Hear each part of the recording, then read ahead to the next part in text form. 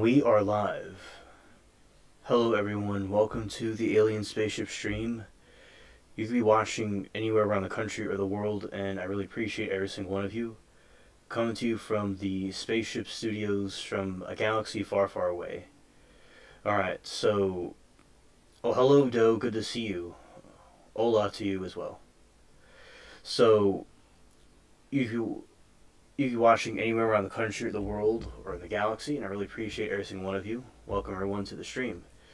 Alright, so we're doing our UFO hangout party that we do, and going to switch over so everyone can see me. Alright, hello everyone watching. I appreciate y'all very much. And it's kind of like an evening stream, you could say, in a way, because it's starting a little bit later. So, hope everybody's having a good Saturday, a good weekend, as it's still continuing. And Doe, I hope that you are as well, doing well with that stuff. Alright, so now we are, having our little UFO party, and we're going to be doing those reactions to those Depp videos as we usually do, talk about different things. And Doe, thank you. I did have a good day. In something like what I did was I was looking in the forest and kind of looking at some of my trees and stuff. I did I was going to say editing, but some maintenance on them recently, and I was checking out how they're doing and looking at the garden and the different things that are coming up, planning out some different videos and content, stuff like that. So that is good. So yesterday it was very interesting seeing the conclusion of those trials, and now we will see. We also did some reactions to some deposition videos yesterday. It was something quite interesting seeing some different people in there. Alright. Different characters than what we saw last time with that. Okay. So going to go and open this other window.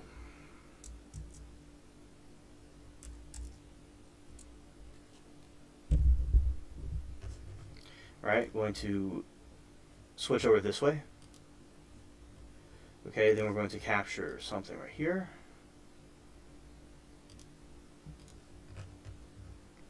Alright, shout out to the spaceship cats.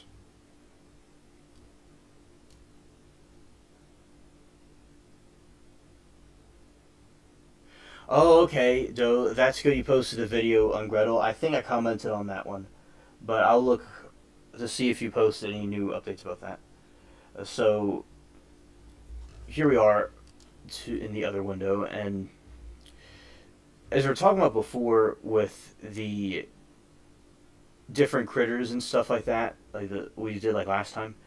So, as we had the different people come through, we're going to show some different critters that are around. So something that I've seen a lot in my garden, not really recently, but I have seen them before, is these little green parrots. So, oh, you're welcome, Doe. It's my pleasure. I always like helping content creators with do their own thing.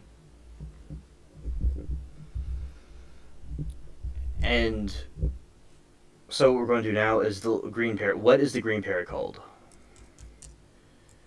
scared.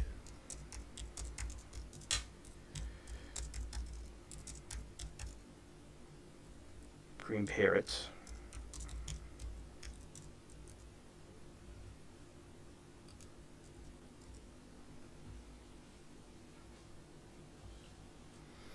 This is kind of similar to like what I saw. They're quite small. A small green parrot could be one of several species, depending on the specific characteristics and location. Some of the most common are... yeah, scared. Some of them are most common are parrotlets, budgies, and green-cheeked conures. I should probably pronounce that wrong. Right, those are some pictures of them. I remember seeing them. They're very, very small. These green birds are some of the smallest true parrots in the world, earning them the nickname pocket parrots. Pacific parrotlet.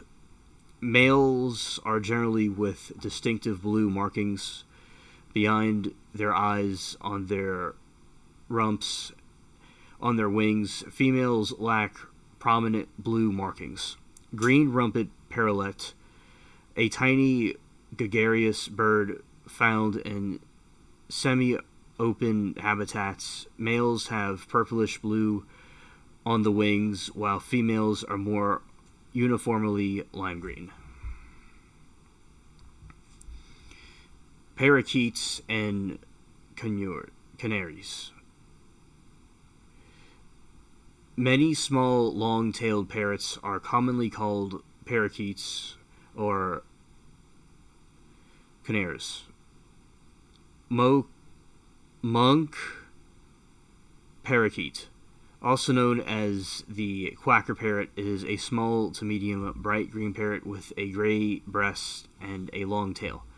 They are well known for building large communal stick nests.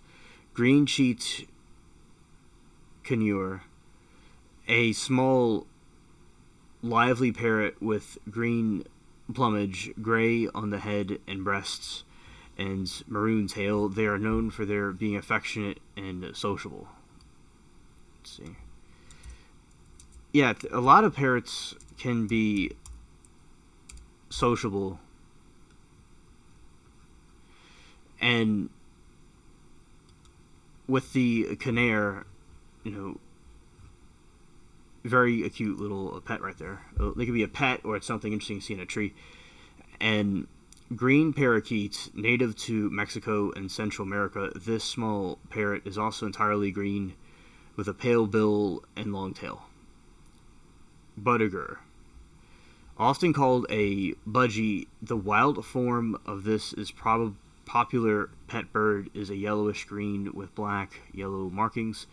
They are intelligent, social, and easy to care for.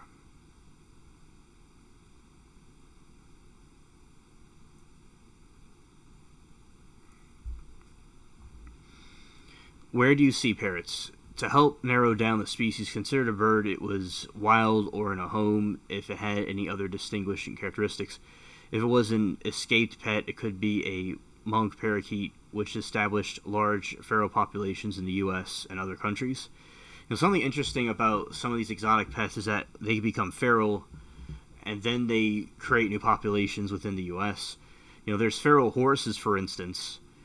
From hundreds of years ago, throughout the time, some horses became feral, and they're from domesticated horses, but then become feral. I always think it's fascinating to see when something's domesticated and becomes feral. Yeah. If it had a red face, it could be a little carrot, a small, mainly green parrot with red face. It's native to Australia.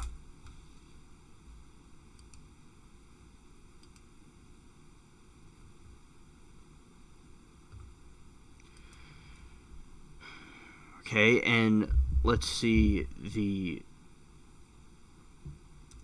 where are parrots native to?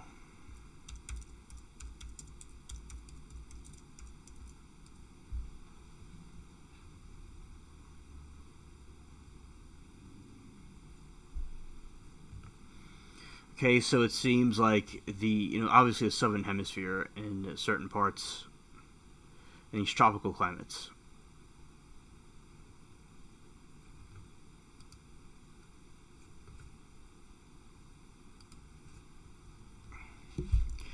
Parrots are native to the tropical and subtropical regions in southern hemisphere, but with some species are found in temperate zones. The greatest diversity of the parrot species is Australasia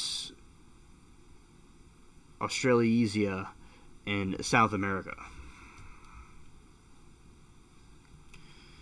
Region is a major hotspot for parrot diversity, including the Australia, home to the budgigar cockatiel and the numerous cockatoo species. New Guinea and Solomon Islands hosts a variety of parrot species, including pygmy parrots, and cockatoos. New Zealand unique endemic species such as the kakapo and the kaka. In the Americas, in South America, the American rainforest and other habitats and home to numerous parrots, including yes, and probe that like button, chat. I appreciate it very much. Thank you. And all right, so we have these different species of parrots in different parts. The American rainforest and other habitats are home to numerous parrots, including macaws, canaries, and Amazon parrots.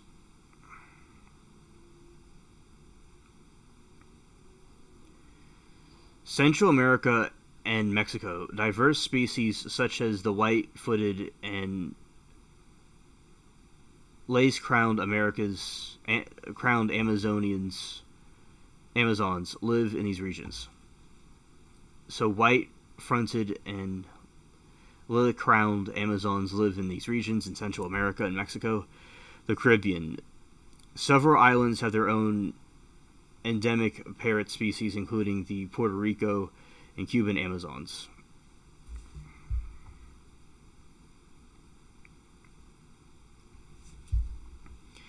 Africa and Asia. While the greatest diversity of parrots is found in Australasia and Americas, several species are native to Africa and Asia. Sub-Saharan Africa, this is the native range of African gray parrots, lovebirds, and Senegal parrots. India and Southeast Asia, native species here include various parakeets such as the Indian ringneck parakeet. Feral parrot population. Due to the pet trade and escape birds, stable feral populations of parrots now exist outside of their native range in many temperate climates. This includes parts of the United States such as Florida and California and major cities in Europe. So it seems that the parrots that I have seen probably came from parts of the world where people had them as pets and then they escaped.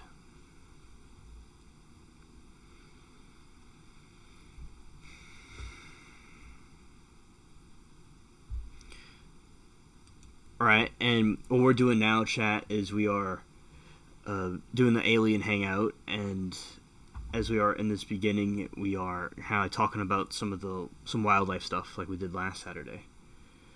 And stream will start a little bit later than some of the other ones, but it is like a little evening stream for those that are tuning in.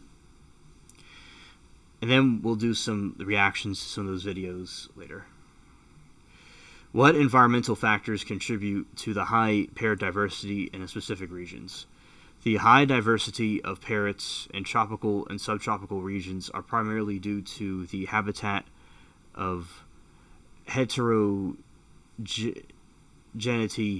and stable climates and diverse food resources.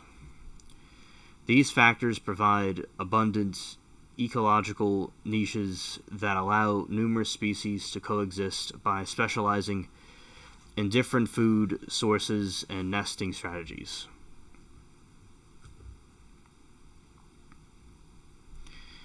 High plant diversity, the extensive biodiversity in flora and regions like the Amazon and New Guinea provides parrots with wide variety of food sources from seeds, nuts, and fruits and nectar, and builds diverse trees and foliage also offer critical shelter from predators.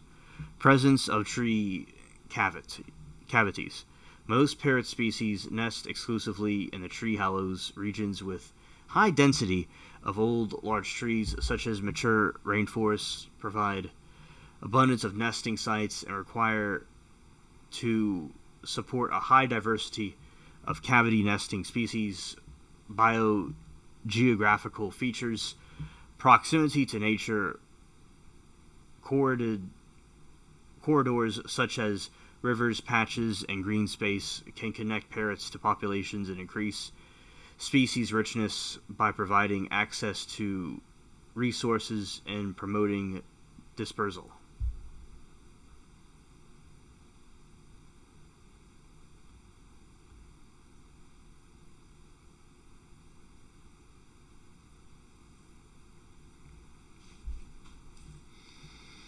Temperature. Parrots are most prevalent in warm tropical and subtropical climates. Consistent temperatures year-round support stable food sources and breeding cycles, allowing for higher population densities and species richness compared to temperate regions. Rainfall. Predictable rainfall patterns maintain a steady supply of vegetation. This prevents severe fluctuations in food availability, ensuring that diverse parrot species can reliably find nourishment throughout the year. However, some climate-induced changes can affect a region's stability for parrots. For example, some research hypothesis that climate-driven changes in fruiting patterns are creating a precarious situation for macaws in the Amazon.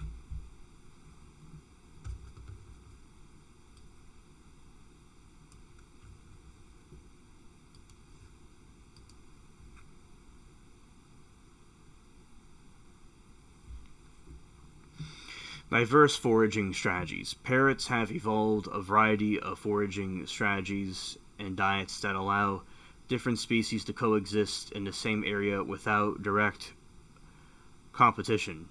For example, many species eat seeds, nuts, and fruit, but lories and lorikeets specialize in feeding on floral nectar.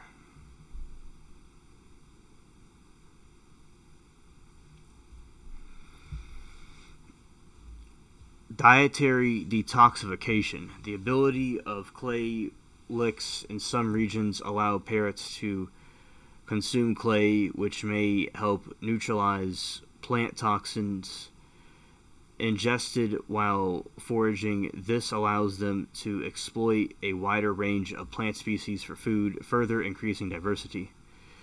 Biogeography. The great number of parrot species are found in Australia, in South America due to geological history of these continents. Their evolution has been influenced by several factors such as isolation and the availability of diverse landmasses and island archipelagos, which has led to significant adaptive radiation.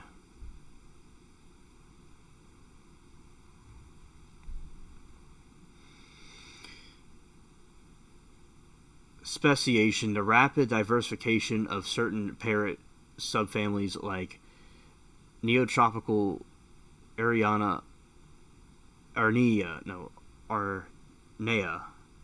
has contributed to the high species richness in some regions. This quick speculation is tied to unique environmental conditions of those areas.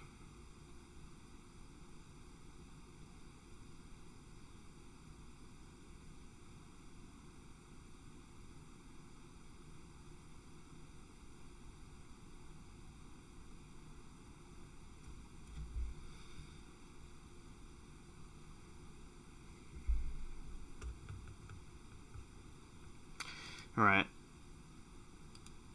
Let's see.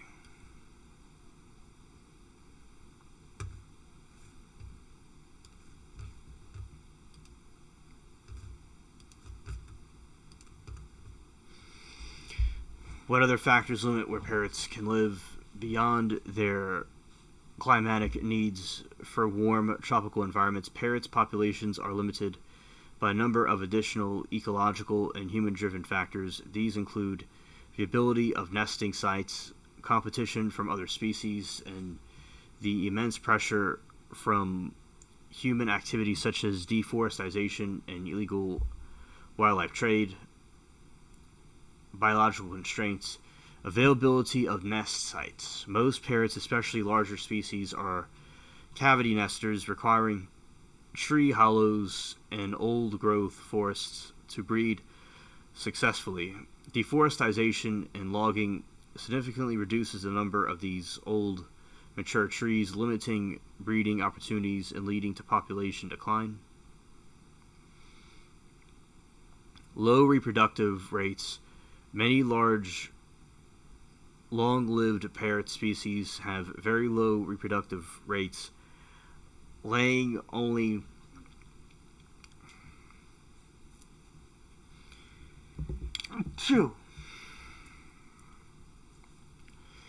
Many long-lived parrot species very low reproductive rates, laying only a few eggs at a time. This makes them essentially vulnerable to over-exploitation and slow to recover from population declines. Body size to habitat specialization. Studies have shown that large body size and highly specialized habitats, such as islands or specific forest types, are biological factors that increase a parrot's risk of extinction.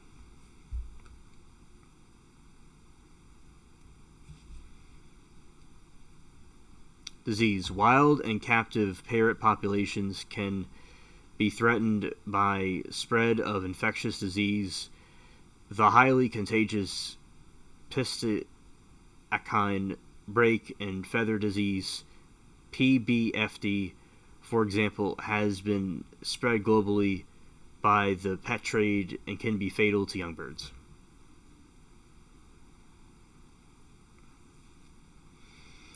Human-driven threats. Illegal wildlife trade, poaching, and trapping for global pet trade are major threats to parrots, with thousands of birds captured each year. The immense stress and inhumane conditions of transportation mean a large percentage of captured birds are deleted before reaching consumers. The illegal trade has pushed many species, such as the African gray parrot, toward endangerment. Scared.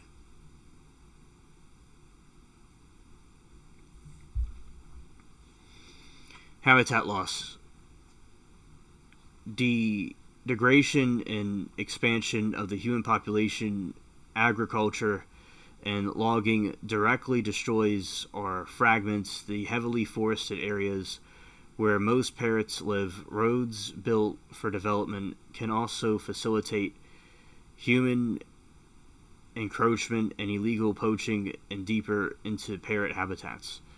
Climate change. As global temperatures rise, habitats are changing, and extreme weather events like droughts and intense storms are becoming more frequent. These shifts can affect parrots' food sources, disrupt their breeding cycles, and alter migration patterns.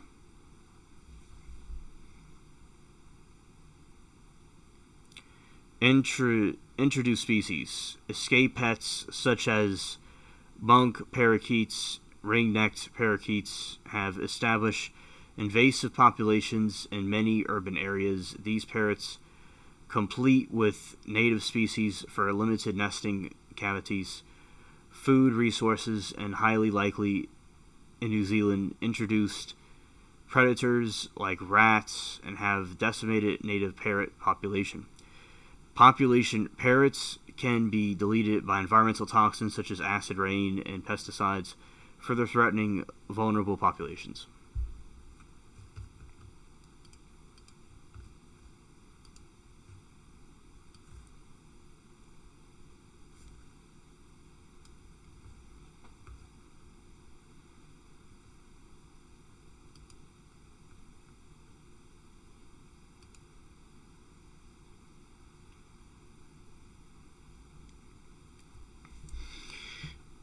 Deforestation devastates parrot populations by directly destroying habitats and removing critical sources and nesting sites. Different species are impacted in specific ways depending on their size, unique habitat needs, and vulnerability to other threats, exacerbated by habitat loss.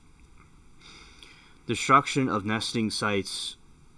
Scarlet macaws are large cavity nesting birds that require old growth trees for breeding. As rainforests are cleared for agricultural or logging, these vital nesting trees are lost. In regions like the Costa Rica's Oza Peninsula, and scarcity of natural nesting cavities directly impacts the macaw's ability to reproduce.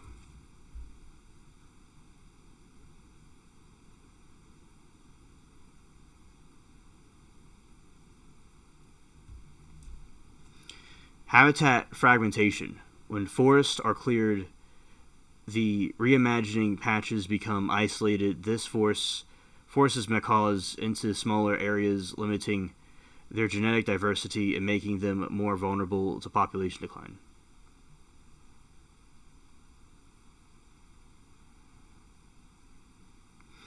Increased poaching. As forests shrink, the birds become easier targets for poachers. Traffickers often destroy nesting trees to capture chicks for their legal trade, further harming breeding success.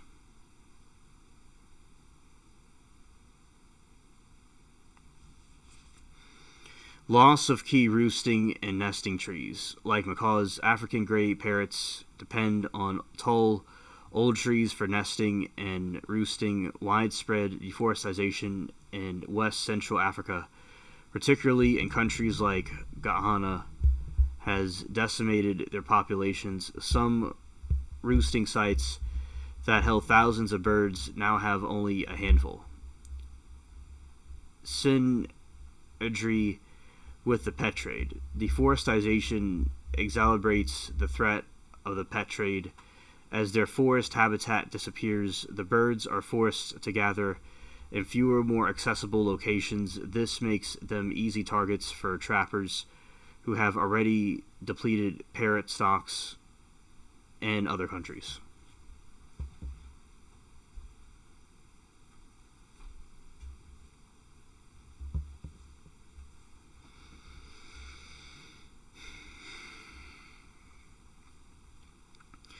Decline as seeds disappears. African gray parrots are crucial seed dispersers for many forest trees. The loss of these birds has ripple effects on the entire ecosystem, hindering the ability of African forests to regenerate or absorb CO2. Destruction of pine oak forests. This endangered parrots is specialized to live in the temperature of pine oak forest of Mexico. Logging and climate change have severely degraded this specific habitat. Threat to overwintering. Habitat. A specific portion of the remaining overwintering habitat is unprotected from logging, which threatens their survival during the colder months. Increased vulnerability to wildlife as a side effect of deforestation. Logging and climate change remain forest for susceptible, intense, frequent fires, further threatening the species.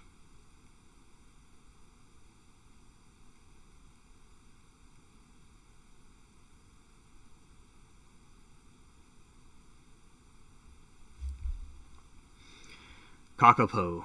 Historical deforestation. The kakapo of New Zealand was nearly driven to extinction by a combination of hunting and widespread forest clearance following the arrival of human settlers. Impact on food sources. Modern conservation. Today, the remaining population is managed on predator-free sanctuary islands. However, the history of deforestation demonstrates how destructive habitat loss is for such a specialized flightless species. Extreme habitat loss. This is critically endangered species was pushed to the brink of extinction by massive deforestation in Puerto Rico for the agriculture and land development.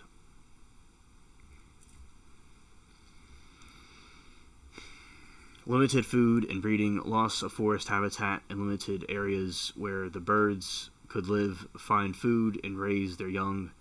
The species now largely rely on captive breeding and reintroduction efforts to survive. Exacerbated by hurricanes, the damage from deforestation is amplified by severe weather events. Supercharged hurricanes with rainfall made intense climate changes represent major threats to parrots' fragile, limited habitat.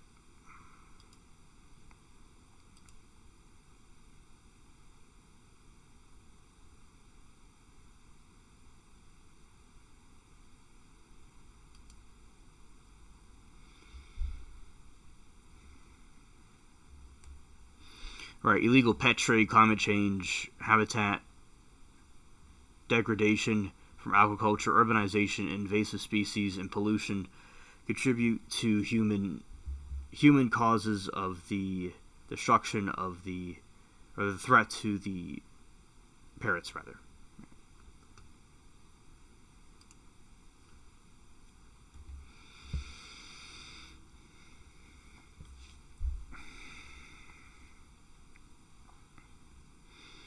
What are some successful parrot conservation projects? Numerous organizations have launched successful parrot conservation projects around the world, employing a combination of habitat protection, captive breeding, community endangerment, and combating illegal wildlife trade species. The Puerto Rican parrot, a small green parrot endemic to the island, challenge by 1975, the wind population had plummeted to a record low of just 13 birds due to deforestation and predation.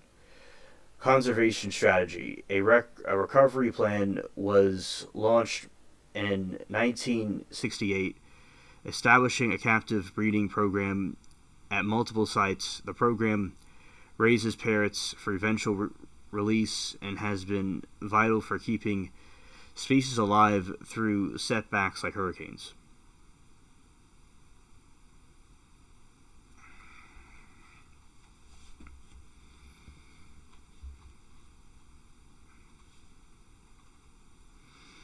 The captive breeding program successfully increased the population in both captive and in the wild. Despite setbacks from hurricanes, the wild population has grown, and as of 2022, there was several hundred birds in total across the wild and captive populations.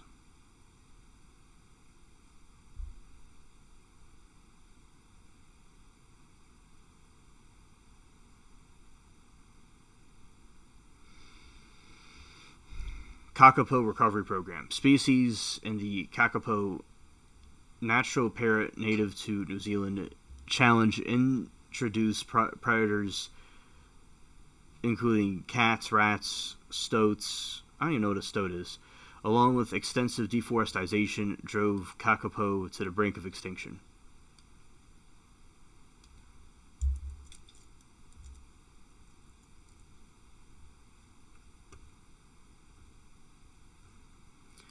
It looks kind of like a cat, sort of. It's kind of like a ferret.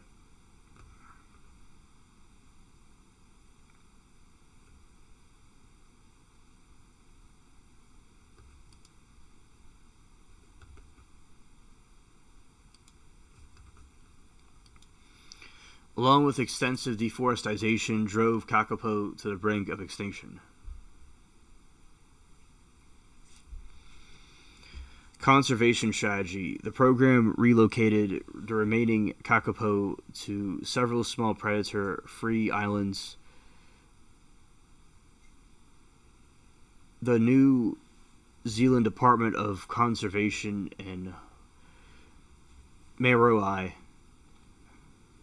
tribe are collaborating on the program's success through intensive management, including artificial insemination to boost genetic diversity. The population has grown substantially. The program recently translocated some birds back to a fenced-off sanctuary on the mainland for the first time in 50 years.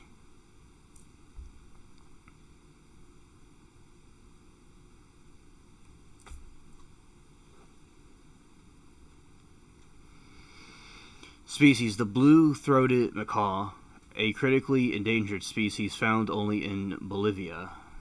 Challenge: the small wild population was under threat from illegal pet trade and the loss of its nearest trees.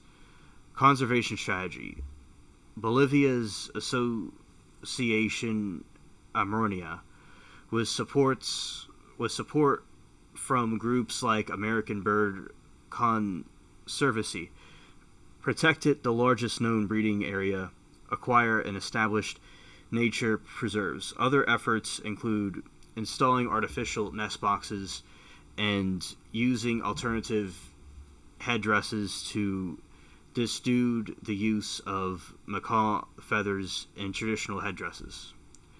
Success: the protected reserve is now safeguarding the core breeding area for the blue-throated macaw, and conservation across are helping to stabilize the population.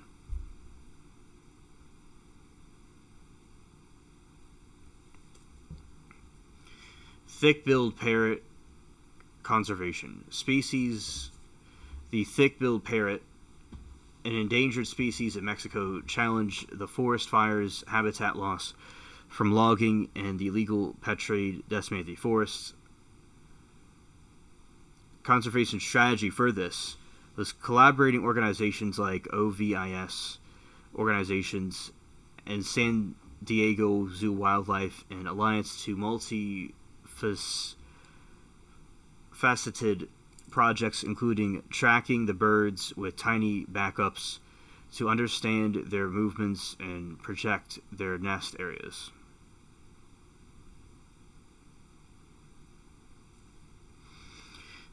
Recent censuses show an increase in the parrot population over a decade, indicating that conservation efforts are working.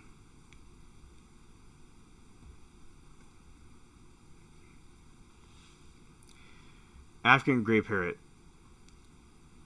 The African gray parrot, one of the most heavily trafficked parrot species, challenged an estimated 90 to 99% of the wild population in Guyana, disappeared over 4 decades due to the illegal pet trade. Conservation strategy. The organizations like the World Parrot Trust and Jane Goodall Institute are rehabilitating the rescue birds and fighting the illegal trade. Initiatives include releasing rehabilitated birds back into their natural habitat, supporting local communities with alternative livelihoods such as ecotourism to reduce reliance on trapping, using community-based monitoring intelligence. Success in these efforts have led to the rescue of hundreds of birds and have increased public awareness, helping curb the illegal trade.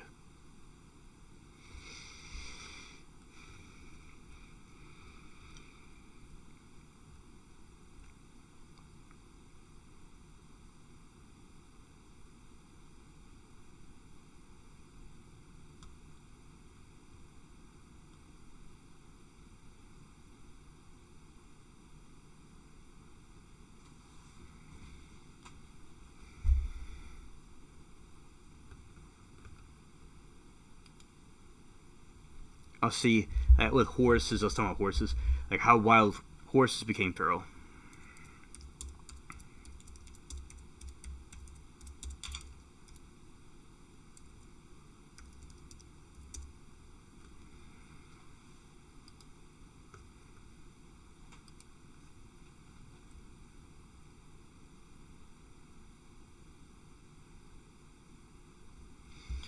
Oh, hello, Kay. Kay says, hi again. How did I How do I keep stumbling into this room? Hello.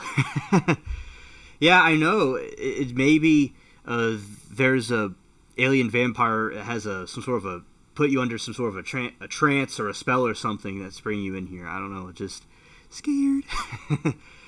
It's good to see you, Kay. Welcome. Talking about some stuff with, for the moment, some wildlife stuff. We're talking about some like parrots and how they're preserved and how there's stress to the parrot ecosystem because of human illegal trade and some stuff with their trees in the forest, things like that. And at the moment, looking at horses becoming domestic. See, there's horses that are feral that fight each other and things like that. So looking about how horses become feral. That always kind of fascinated me when something becomes feral or vice versa, or become domesticated. A domesticated horse becomes feral by escaping from captivity or being deliberately released into the wild, where it learns to survive and reproduce without human intervention. Unlike truly wild species like the Przewalski's horse, feral horses have domestic ancestors but rarely reestablish the herd and survival behaviors necessary for life in the wild.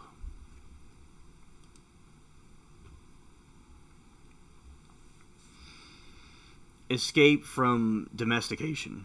Horses may escape from ranches, farms, or military use and revert to wild state. This was common during the colonial era, and these escapees formed the basis of many feral herds. Thank you. Yes, probe that like button for the spaceship. I appreciate that. Thank you, though. Deliberate release. Owners may deliberately turn horses loose when they can no longer care for them due to factors such as economic hardships, times of financial difficulty. Owners may abandon horses to avoid the cost of feeding and care.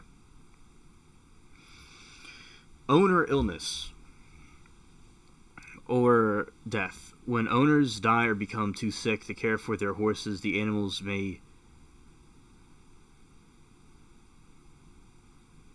You heard of wild horses, but not feral horses. Right. Owner illness or death. When owners die or become too sick to care for their horses, the animals may be abandoned if no family member can step in. Challenges in use or expectations. Some horses are released if they no longer meet their owner's expectations, such as after unsuccessful racing or breeding career. Historic context. Historically, many feral populations formed from animal deliberately turned loose during the westward expansion in the American West. These horses came from Spanish explorers, ranchers, and Native American tribes. Oh yeah, I love horses too.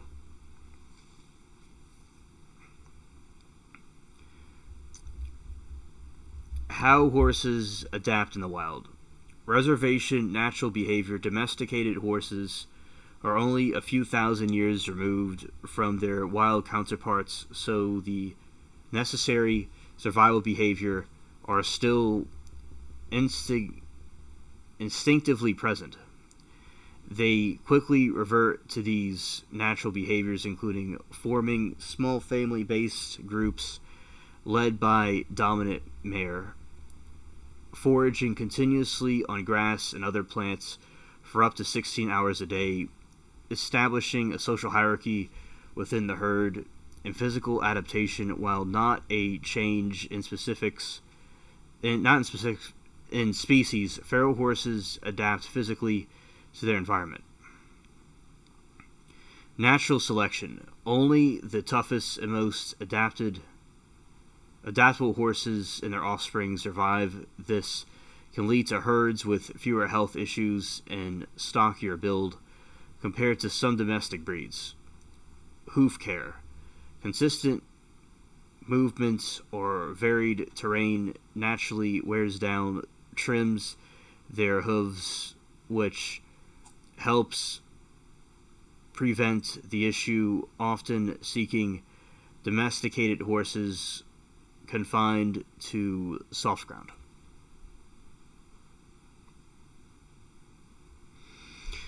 Survival strategies. The survival traits that horses evolved over millions of years, such as a strong fight response, predators are still present in feral horses and allow them to thrive in the wild. They also exhibit vigilance and form social groups for protection.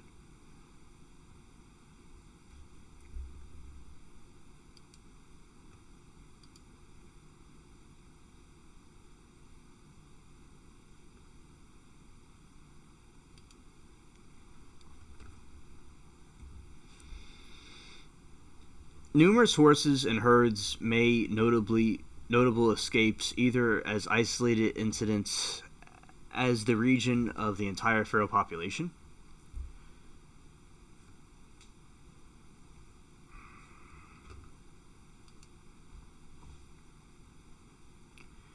Household cavalry horses. In high-profile incident, several horses from household cavalry escaped during a morning exercise. The horses galloped loose through the streets of central London, causing traffic disruption and injuries for both horses and people. The incident was widely covered on social media and international news outlets.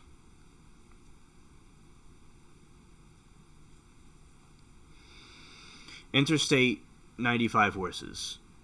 In Philadelphia, 2024. 2 horses escaped from the stable in Philadelphia and ended up running along the Interstate 95 in sight of the animals navigating the busy highway went viral on social media. They were later safely captured and returned.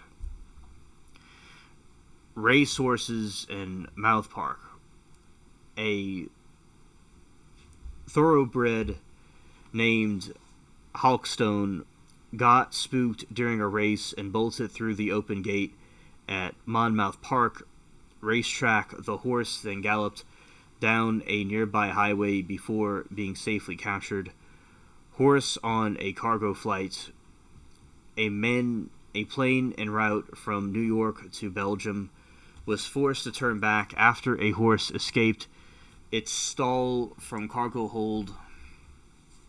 The animal's escape created a safety hazard for the crew. The horse was later euthanized due to its injuries. Scared. Police stable escape.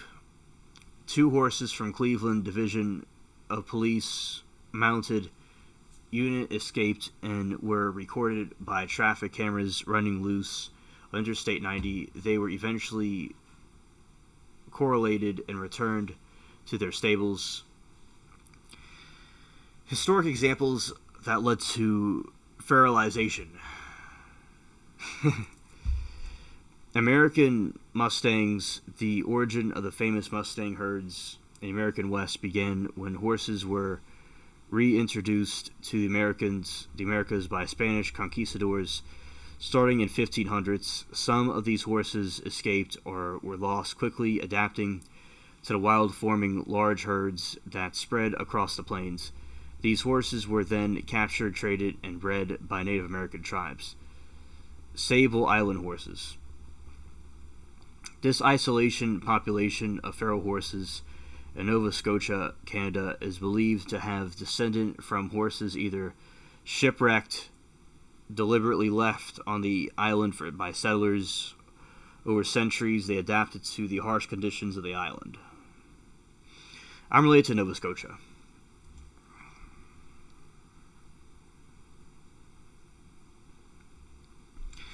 Wild horses. The Namib Desert, a rare population of feral horses in habitats in Namib Desert of Namibia, Africa.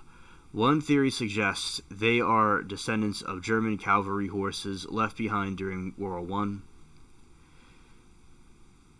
Burmese of Australia. Australia has the world's largest feral horse population.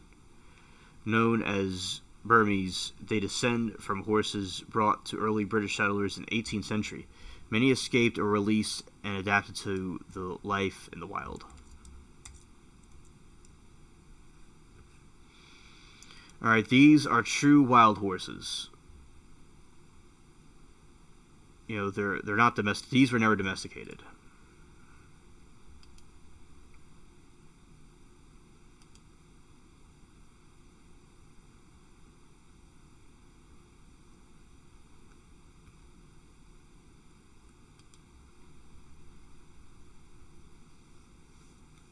Okay.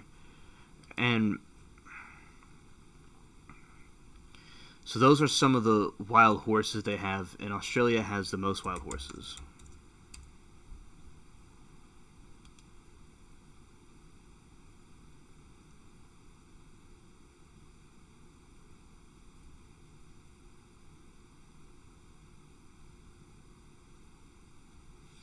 Got some thunder, lightning. I didn't know what that was.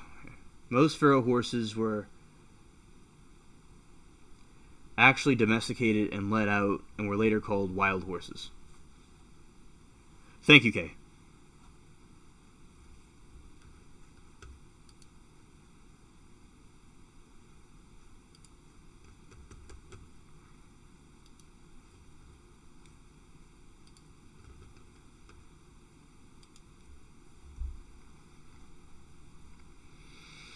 Doe says, I recently read that horses like to stand next to each other for companionship, warmth, and comfort.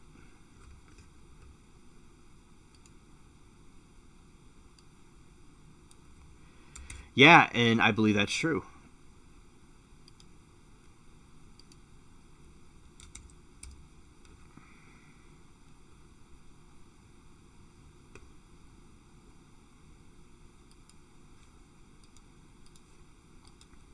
That is true, Doe. And also, in addition to that, horses standing close to each other is a natural herd behavior driven by their instincts as social animals and prey animals.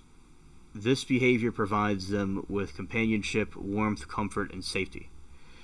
Companionship. Horses are highly social animals that form strong bonds with specific members of their herd.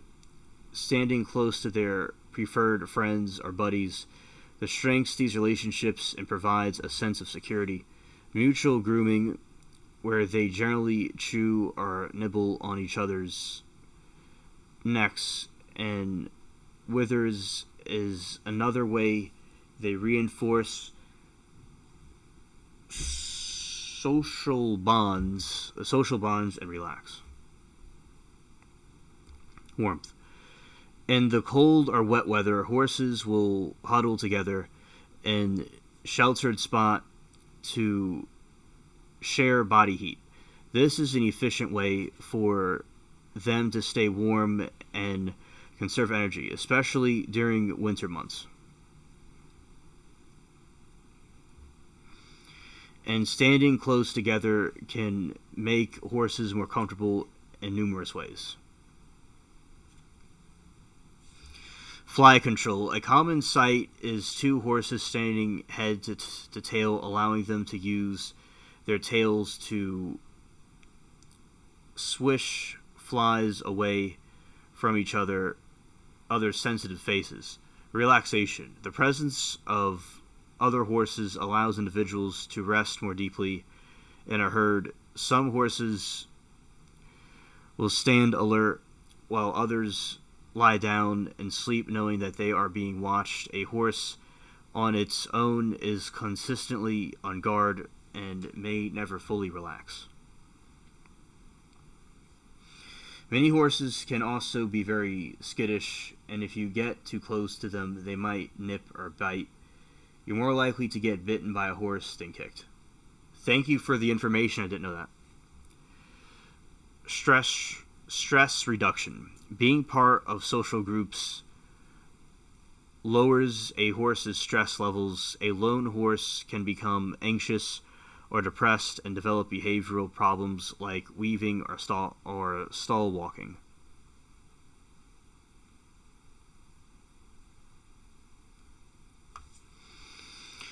As prey animal, horses find safety in numbers. A herd offers several survival advantages. Increased awareness. With more horses watching for threats, predators are more likely to be detected early. When one horse alerted, the entire group is put on notice. Defense. In rare cases that a horse has defend himself, multiple sets of hooves and teeth are more intimidating to a predator.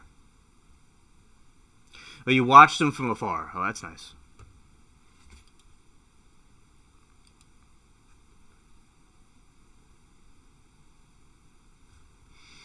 Now, horses do mutual grooming.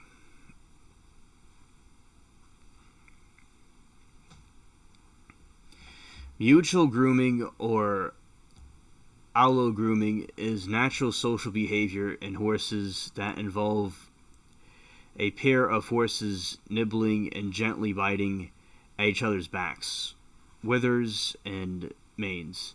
It is a vital part of the herd dynamic and a way for horses to strengthen social bonds, show affection, and help with hygiene.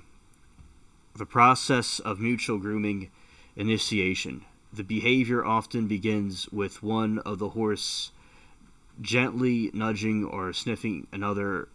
If the horse is receptive, it will usually respond kind and they will face each other.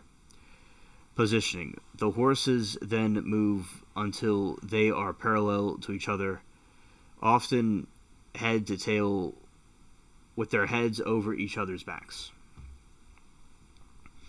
This position allows them to reach and groom each other's necks, withers, and hindquarters, areas they cannot reach themselves.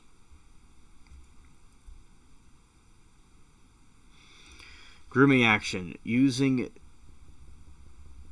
their lips and insores teeth, the horses scratch, rub, and gently nip each other. They vary in pressure and partner. Many may end season of intensity becomes too much. The grooming is almost perfectly symmetrical, with both horses grooming nearly the same body parts at the same time.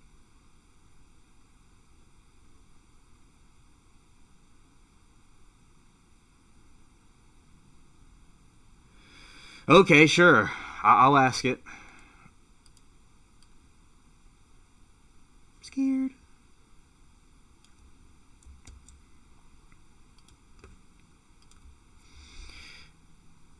Reciprocity. The season is typically receptacle. Studies have shown that when a horse starts grooming, the other responds quickly. When one horse stops, the other stops as well. Benefits of mutual grooming. The hygiene and parasite removal. Mutual grooming helps horses remove dirt, shed hair, and parasites from hard-to-reach areas, especially during spring when they're shedding the winter coat. This symbolic act ensures both horses stay clean and comfortable. Stress reduction. The action releases endorphins, dopamine, and serotonin, which are feel-good hormones. The physical contact lowers the heart rate and provides a calming regulation effect that helps horses cope with stressful situations. Bonding and social cohesion. Mutual grooming is a key behavior for forming and maintaining friendships within a herd. Horses often have preferred grooming partners, and the time they spend together helps establish and reinforces their social hierarchy. Reinforcing relationships. Studies show that horses are more likely to mutually groom with their best friends in the herd. Their behavior strengthens long-term social relationships.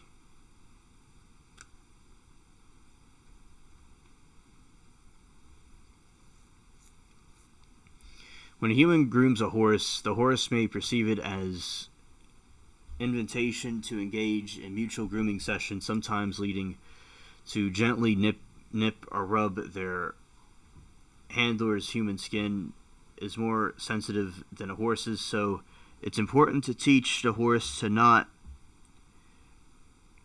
reciprocate with their teeth by stopping the grooming session and gently pushing the horse's head away when they nip. You can teach them the boundaries while still providing the relaxing benefits of a good brushing.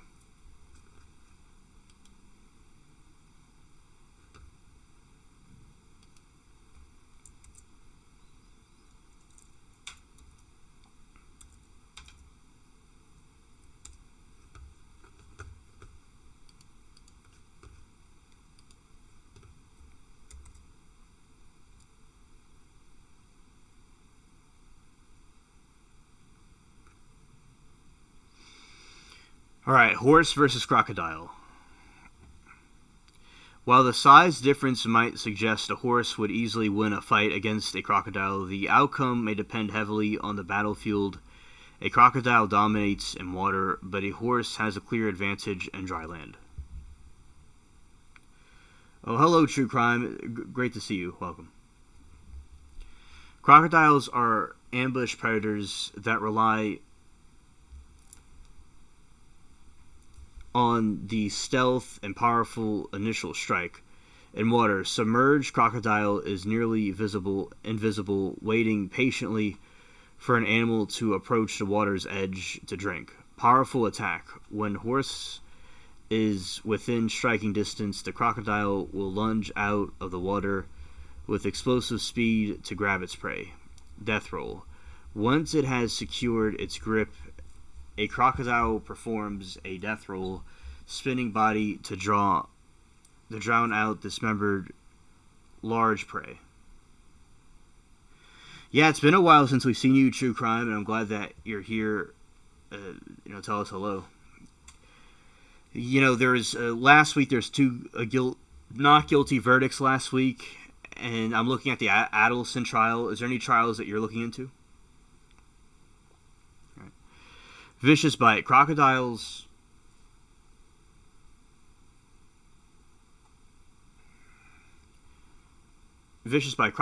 have one of the strongest bite forces in the animal kingdom, capable of crushing bones and prevent escape.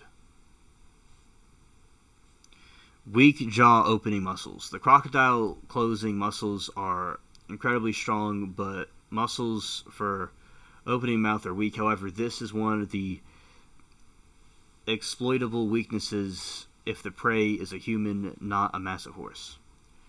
The horse's defensive arsenal. A horse's primary defense is its speed, but if it can flee, it will fight using powerful body. Speed. Horses can easily outrun a crocodile on land. Crocodiles only sprint in the short, fast bursts. Oh, hello, Liberty. It's great to see you. Welcome to the stream.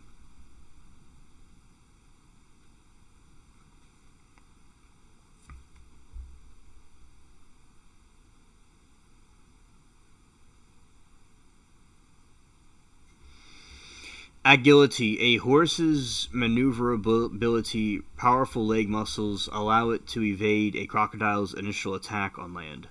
Stomping. Video evidence has captured horses charging and stomping on crocodiles, a tactic that can cause serious internal injury. Kicking and biting. When cornered, a horse can deliver powerful kicks and his hind legs and bites with its flat, strong teeth.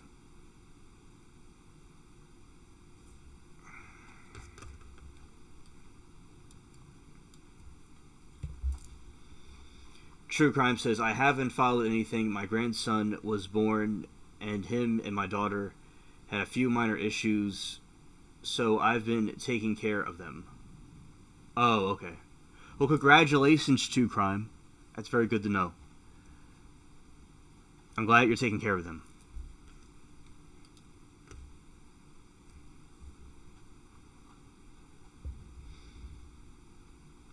Protective instincts. Horses, especially mares with foals, will become aggressive and fight to protect their young.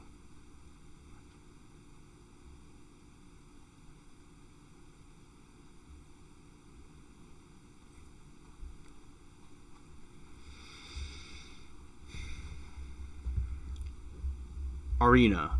Crocodile water, horse land. The crocodile ambush tactics. You're welcome, True Crime. The crocodile's ambush tactics only work effectively in or near water, only land, and the horse's superior speed and mobility are a decisive advantage. First move, crocodile surprise attack for an unseen crocodile in the water is more likely scenario resulting in a successful kill. Delete. Damage potential, crocodile fatal bite, horse trampling. Crocodile bite and death roll are often fatal. However, a horse's stomp or kick can deliver a devastating blow that can kill a crocodile or inflict lethal internal damage. In regions where both animals live, such as the parts of Florida, wild horses learn how to recognize and deal with threat of alligators just as crocodiles learn how to hunt them.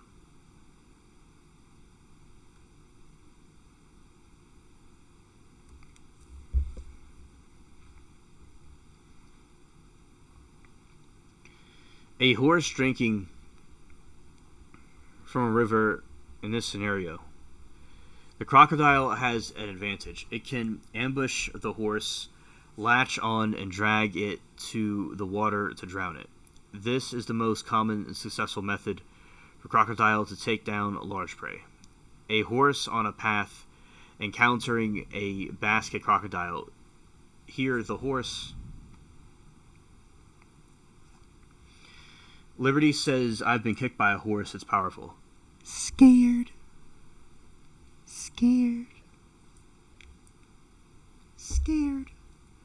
Yeah, I'm sure it is powerful. Yeah, definitely. I'm sure it knocked you into the to another dimension. Yeah.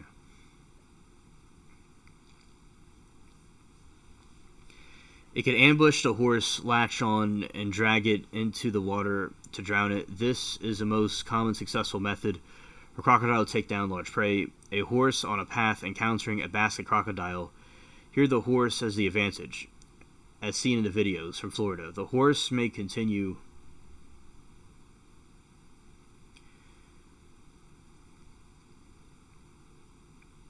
Horse may be cautious, but can attack and stomp the reptile, or simply use its superior speed to flee. A crocodile has no hope for catching a galloping horse on land.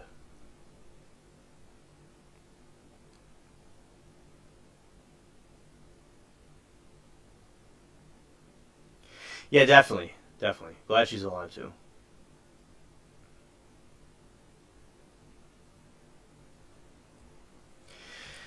An injured or sick horse, a weaker, slower horse is more vulnerable target for opportunistic crocodile, even on land.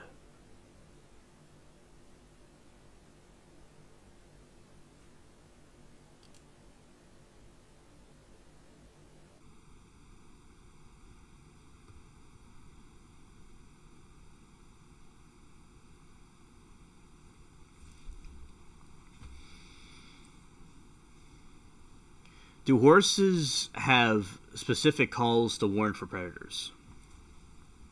Yes, horses have specific calls and body language they use to warn of predators, but their main alarm is a powerful snort or blow.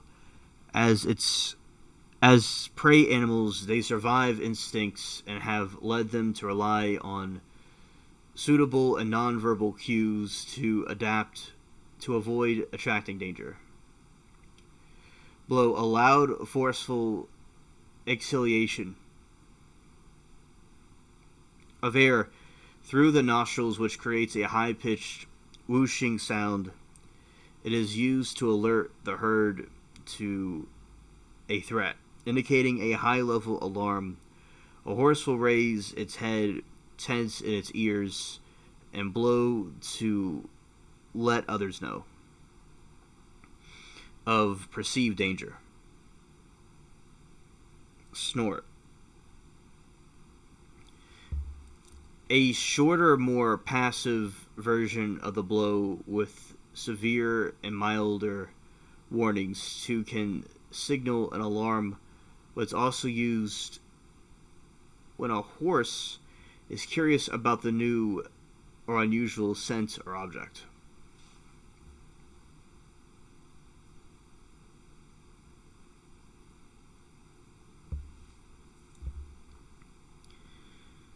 Scream or squeal. A high-pitched, loud, or long vocalization that usually denotes aggression or a serious threat. It is most often used during the conflict between horses but can indicate severe fear or distress. Because making loud noises can attract predators, horses also communicate warnings non-verbally through body language. Height and posture. A horse will raise its head and tense its ears, pointing them toward the potential threats. Wide eyes. A frightened horse's eyes will appear wide, and with whites in their eyes will be visible.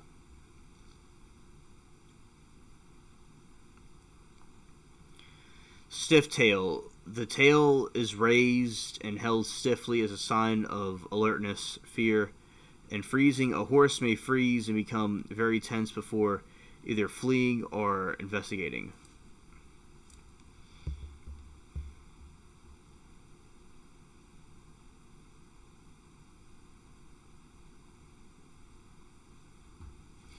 Pawing and stomping. Pawing a front hoof or stomping a back leg can signal a threat or protest.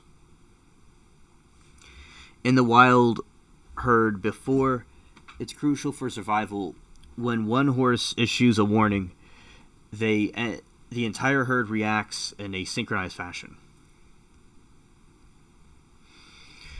Collective vigilance. With many sets of eyes and ears watching, a herd can detect threats from different directions, creating an effective early warning system. Mirroring behavior, which one horse becomes frightened, the others will quickly its emotional state by adapting the same alert body language and looking in the same direction. Defense formations. Studies show that when exposed to predator vocalizations, horses in the herd may form tighter groups or other defensive formations.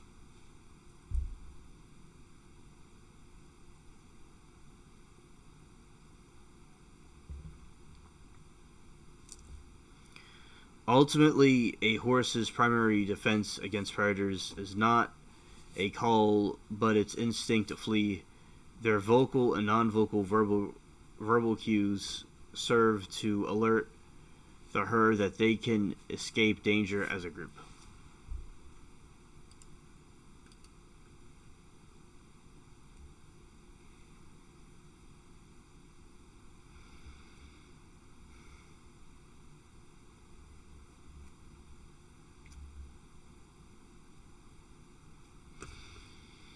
All right.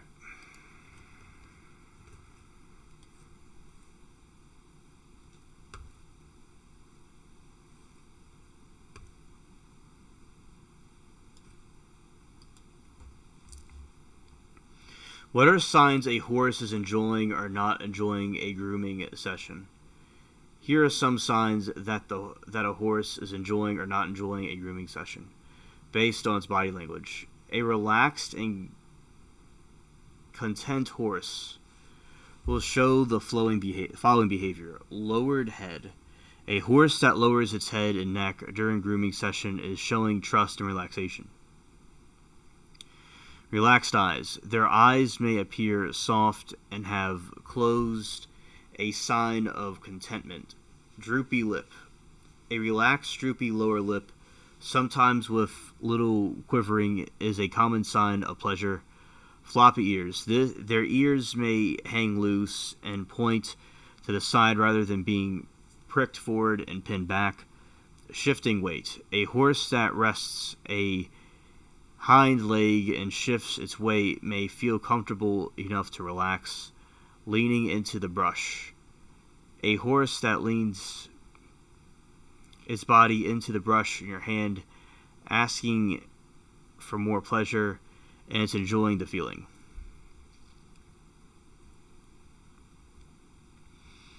Mutual grooming gestures. The horse may start to gently nibble or rub with its lip to replicate grooming, especially if you find the favorite itchy spot. Licking and chewing. Chewing or licking the lips without food present is a common relaxation signal indicating that the horse is processing and releasing tension.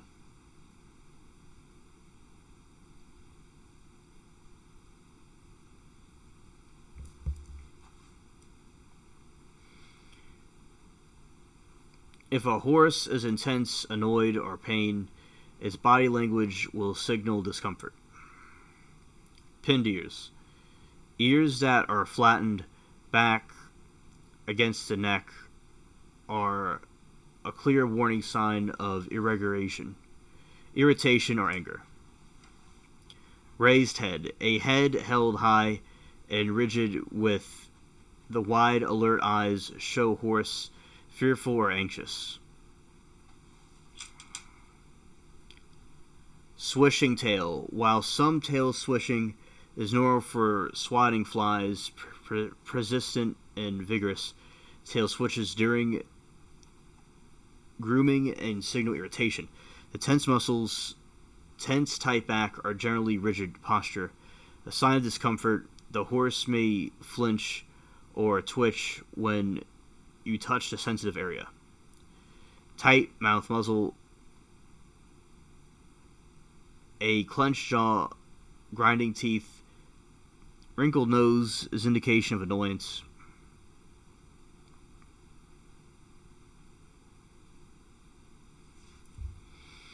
Moving away. A horse that consistently moves away or shifts its weight to avoid being groomed is showing displeasure.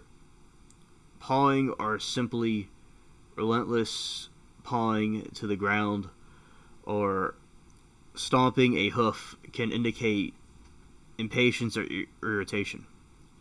Threatening to bite or kick. A horse may openly threaten to bite or try to kick. Its warning signs are ignored.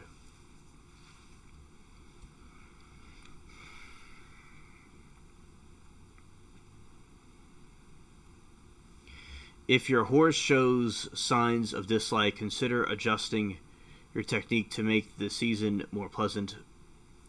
Adjust pleasure and tools. Your horse may be sensitive to certain brushes. Try different tools. Vary the pressure. Focus in areas that your horse enjoys the most.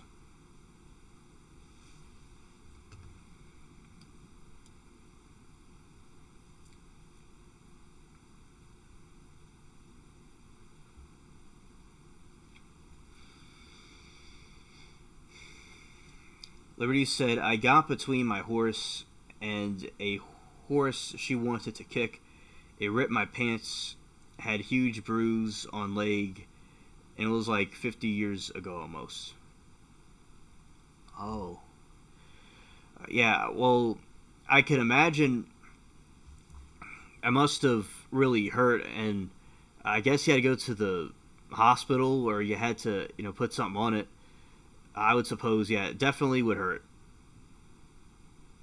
And it sounds like it's hard enough to break a bone if it hit in the right spot. Yeah. So it's good that you're able to, you're okay. But yeah, that sounds very scary. Yeah. Pay attention, be present, and attentive to your horse's body language to understand which spots it likes and dislikes. Liberty said, nah, just went home. Oh, okay. Okay. Well, I'm glad you went home and eventually healed from it. Okay. Very tough. Because getting kicked by a horse does not sound like it's something fun. Approach and retreat. For a fearful horse, using the technique of gentle approach and retreat can build trust over time. And on a good note, if your horse becomes uncomfortable, consider ending the season or taking a break. You want your horse to associate grooming with positive experience.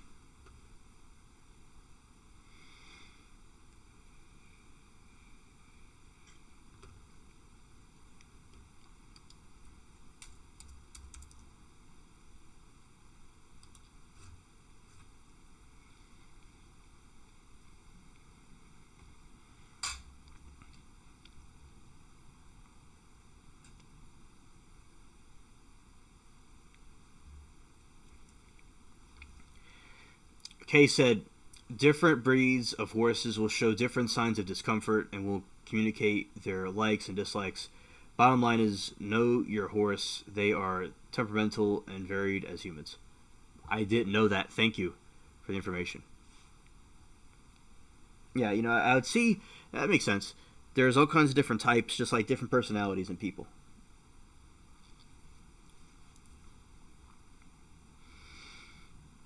Making horses uncomfortable during grooming often stems from lack of awareness of their body language, insensitive areas, improper use of tools, or rushed approach. Many common mistakes can cause pain or anxiety and damage the bond of trust between you and your horse.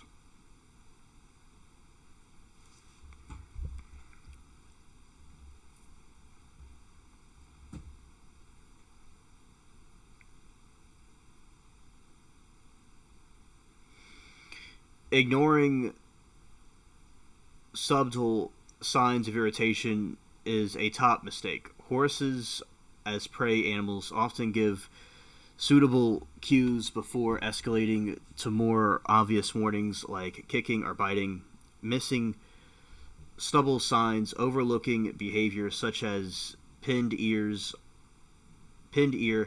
a swishing tail, a tight mouth, or a sudden tensing of muscles can be a sign of horse discomfort. Yeah, me too. Last time I rode a horse when I was a long time ago. I was very little, and it was a pony. Pushing warnings. Punishing a horse for showing discomfort such as pinning its ears, teaching the animal its warnings are ignored and punished. This can lead to horse escalation to more dangerous behaviors.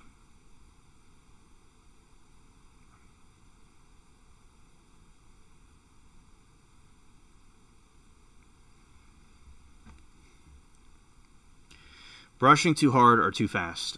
Aggressive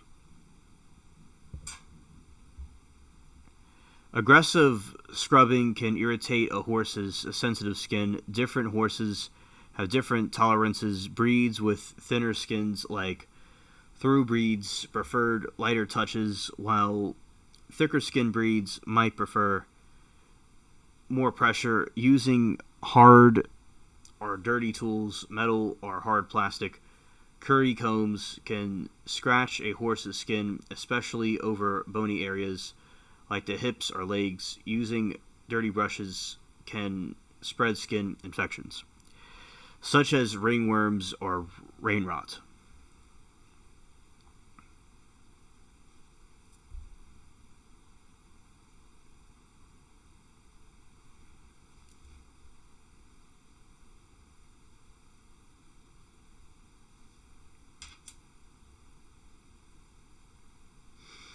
Liberty said, I remember a horse named Diamond. If you turned your back on it, it may bite your back. It was in pen yard next to mine. Stayed away. Hello. Scared. Yeah, that definitely sounds like a naughty diamond. A diamond in the rough.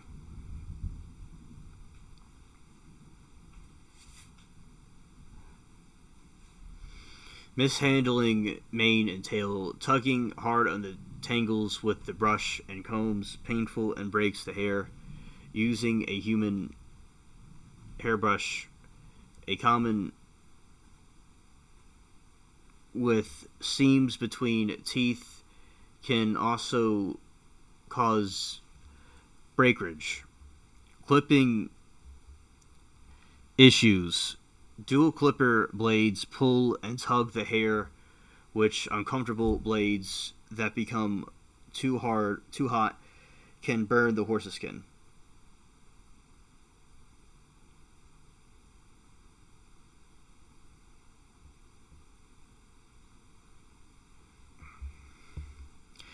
Ignoring sensitive body areas. Vulnerable zones. Horses are often protective of areas that they cannot see easily, especially their flanks, belly, and ears, being too rough or not paying attention. And these areas can trigger an anxious defensive reaction.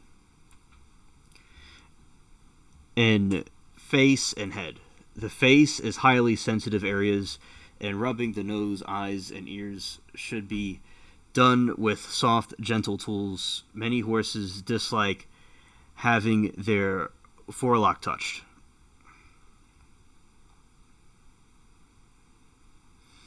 Doe said, I remember my uncle's horse named Captain. It was huge. Scared. Injury and illness. A horse may become suddenly sensitive during grooming due to new injury, muscles, soreness, or underlying medical issues like ulcers. It is a mistake to ignore a sudden change in behavior.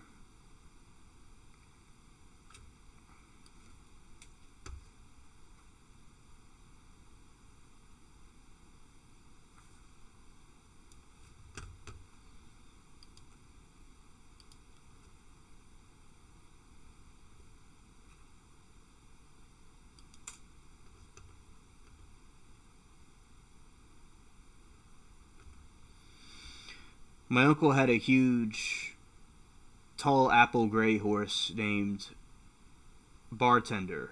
No, Bartender, I got it right. I thought he was so beautiful. I forgot about this stuff. Why are y'all talking about horses? I remember begging my uncle to ride them by myself. Wait, my uncle Dapple. Oh, Liberty. Last Saturday, I was talking about the animals and stuff, like the wildlife. Remember, like we're talking about fish. This time, I was talking about parrots, actually, and then the next subject was horses, and here we are. So that's the reason. I have no idea why we're on this horse kick. I came in and this was the subject. Yeah. I don't know, but it's good memories on my part. Captain was brown, and I was probably 10 or 12. Yes. I'm full of eclectic surprises. Yeah. All right, rushing process. Grooming is a chance to bond with, but rushing through it creates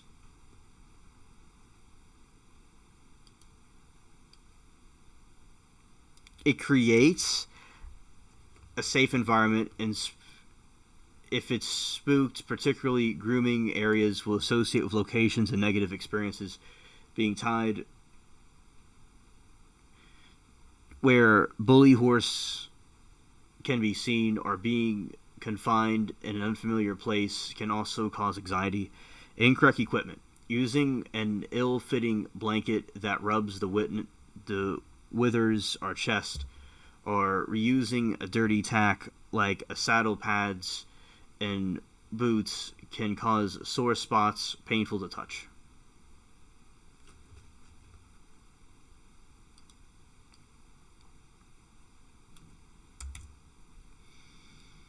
All right.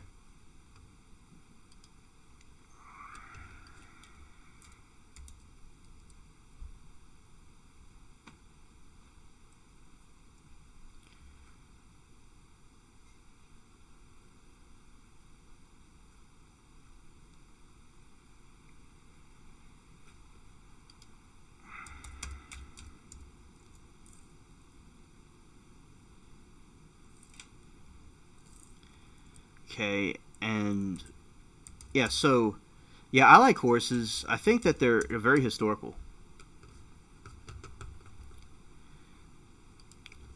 Obviously, they've been used for thousands, millions of years.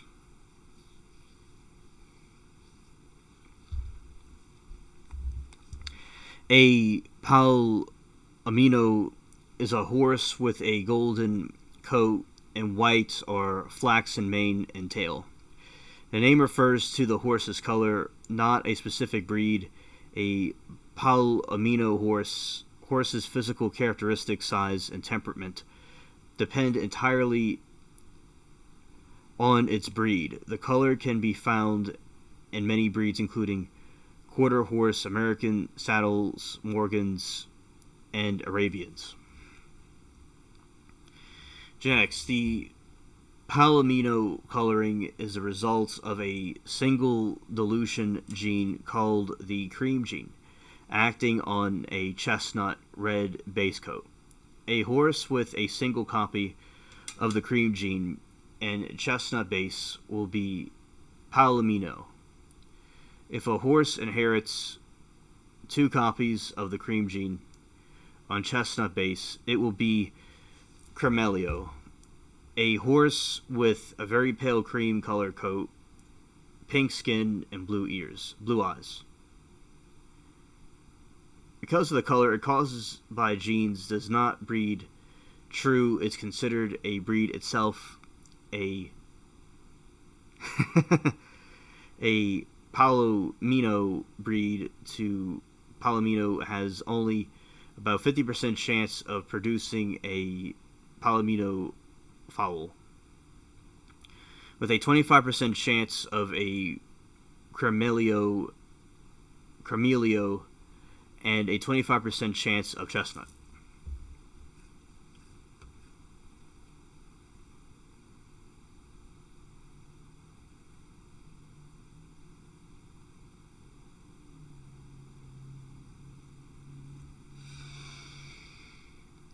Kay said, I'm not sure I could hang if we weren't going into genetic makeup of different types of horses.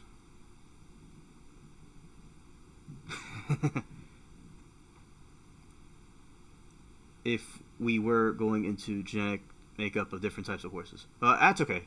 It's understandable. I was just looking into this certain type of horse that she mentioned. Color variation. The body can range from light yellow to deep metallic gold, like a newly minted coin. The intensity of the color can also be influenced by diet and sun exposure. Mane and tail. The flaxen or white mane tail must constraint with the body color to be registered with a color registry. The mane tail should have no more than 15% dark hair, skin, and eyes. Palomino horses have dark skin and brown, black, hazel eyes. Uses and history. The beauty of the palomino coat has made it popular throughout history. The golden-colored horses were prized by nobility and royalty in ancient times. The Spanish conquistadors brought them to the Americas, where they became a foundational part of the wild horse population. Versatility.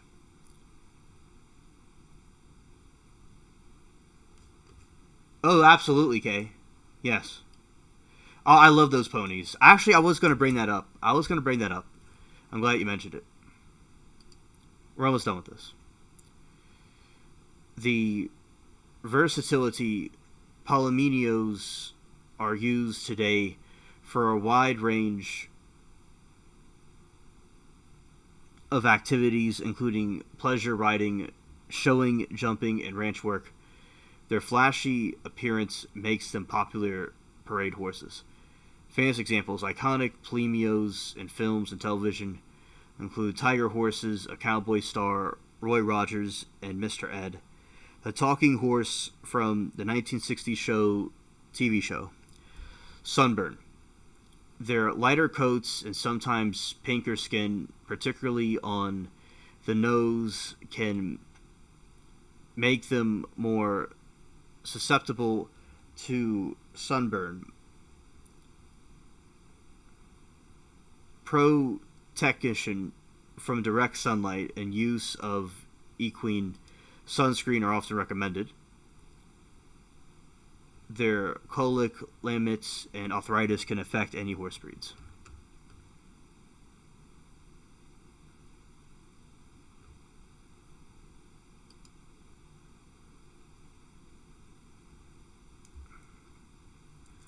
Alright, the Shetland ponies. These are so cute. One of my friends that owns a farm has them. Has these type of ponies.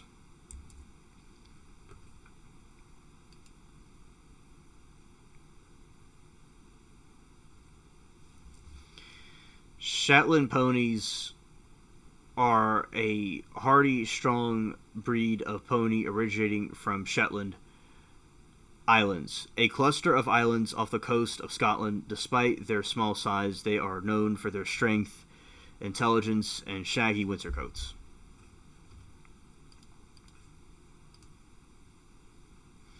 Historic origins. Ancient roots. Ponies have lived on the remote Shetland Islands for thousands of years, with the archaeological evidence tracing them back to the Bronze Age adaptation to harsh climate. The harsh wind-swept environments of the island shaped the breed's characteristics, making them resilient and able to thrive in sparse food.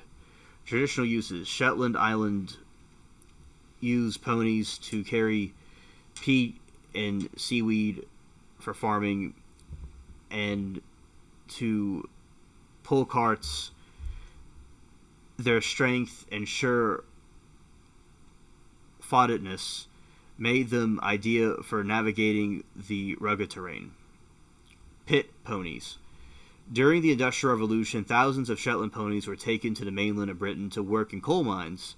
Their small stature allowed them to navigate narrow underground tunnels where many spent their entire lives. Wow, I didn't know that. Physical characteristics. Registered Shetland ponies generally stand between 7 and 11.2 hands and 28 to 46 inches at the withers.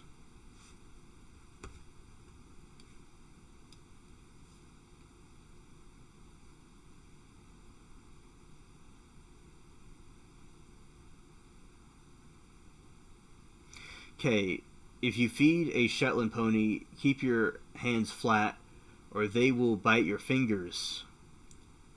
Also, they get a little stinky, but they are cute. Ah, okay. Well, thanks for the information. I'll keep that in mind. Build. They have a compact, stocky build with a broad head, short muscular neck, and strong legs.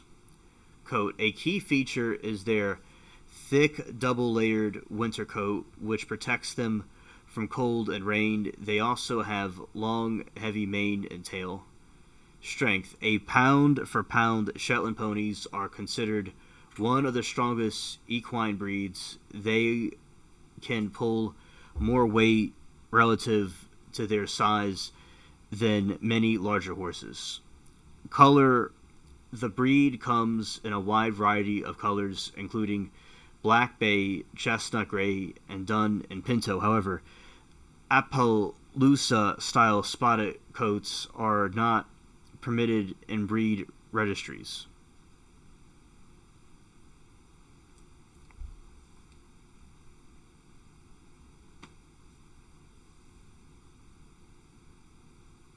Oh, Miranda, I'm glad to hear about that. I certainly will go look at it. And congratulations to you, Miranda, for for uploading your first video. I'll look at it. Yes. Yes. Same to you, Miranda. Likewise. Alright. Temperament. Shetlands are known for their intelligence and often playful, affectionate nature. They can also be cheeky and stubborn, a trait that requires consistent training uses today. While too small for most adult riders, Shetlands are popular for children's mounts. Their gentle nature, with proper training, makes them ideal for children learning to ride.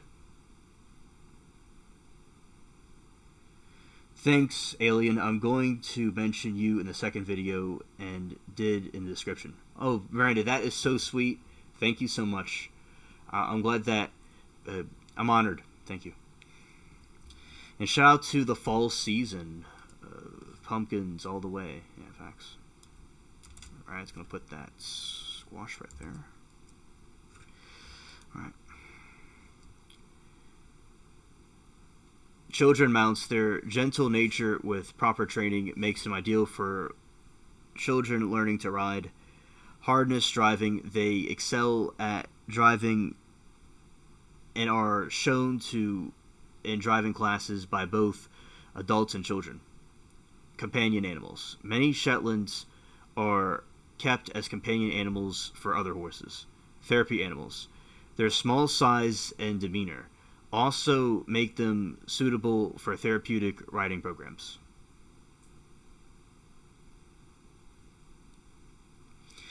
Miranda said, Alien, thank you, my brother. You've highly influenced me. You'll be mentioned in every video. Thank you so much, fam. It was an honor helping you, and I'm glad that you took action, and I'm so excited, looking forward to your content. Thank you. Health considerations. Easy keepers. Shetlands have an efficient metabolism that allows them to thrive on sparse grazing, a legacy of their native islands. As a result, they are prone to obesity when overfed. Lame Etitius. I probably pronounced that wrong. Due to their easy weight gain, Shetlands are at high risk of laminitis, a painful yet serious hoof conditions. Pipid crushing disease. Older Shetlands are susceptible to purity, pars intermedia, dysfunction, PPID, and endocrine disorder. Genetic disorders. The breed can carry genes for skeletal atavism and dwarfism. Through the selective breeding has reduced their prevalence.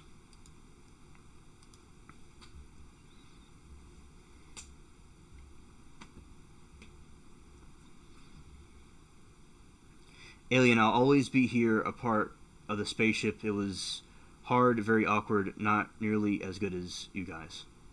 Oh, okay. Yeah, at first,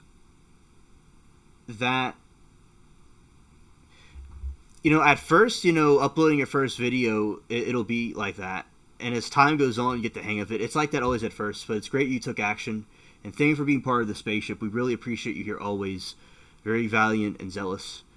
And I uploaded my first YouTube video when I was, I was a kid when I uploaded my first YouTube videos. I remember that. I still have the old videos. I have to re-upload it. And, yeah, it was... I had the same webcam, not the same webcam, but the same brand of webcam, but this is much more modern. And I would talk through a little microphone that was like, it was like this type of microphone on a headphones, and I would play my DS and do little games and stuff. Yeah, I remember that. And the house next door, how was something? Yes, Miranda, absolutely, yes. Yes, we're talking about horses at the moment. At the moment. And chat is on edge, wondering what I'm going to talk about next. Scared. Miranda said, thanks, Alien. Everyone for the kindness. Best chat on YouTube. Me too, Alien. Just a kiddo. Yes. Yes. Absolutely. And you'll continue to grow your audience and make content for people and connect people together. And that's really great you're doing that. Because I remember last year I talked to you. It could have been around this time last year. I was doing late night Friday streams, but I was able to do streams earlier, and I wanted to hang out with y'all over at SNS.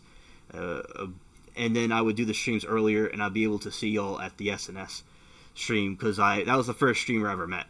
So I remember I would see you, and we'd talk about the games, the pool rooms. And it's good to make content about stuff like that. Yeah. So I remember all the way back then, and you came to the channel, and you've contributed to it very well.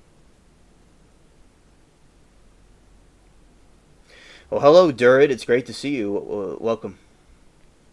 Well, Durid, we're talking about horses right now. All right, and you can't even hear me in the first video, so I'm going to upload a new one now. Right now. Oh, okay. Okay, understood.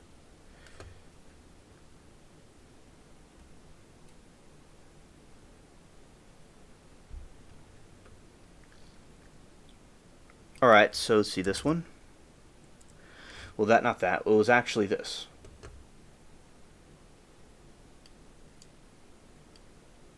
See this other one right here?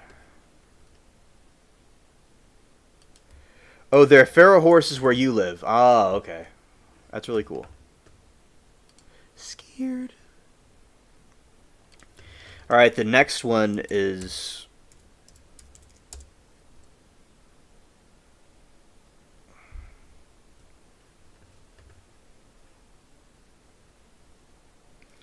the pronunciation might be a little bit off, but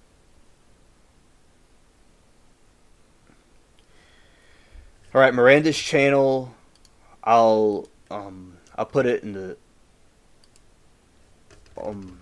description. I mean, not description, the chat.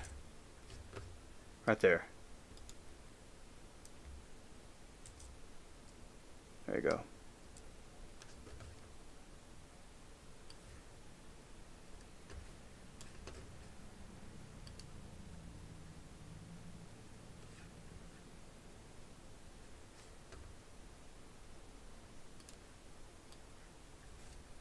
Alright, here we go. So, continuing. The Lipizzan's horse, the correct spelling for and it would be, the way it is spelled is Lipizzane. The Lipizzaner.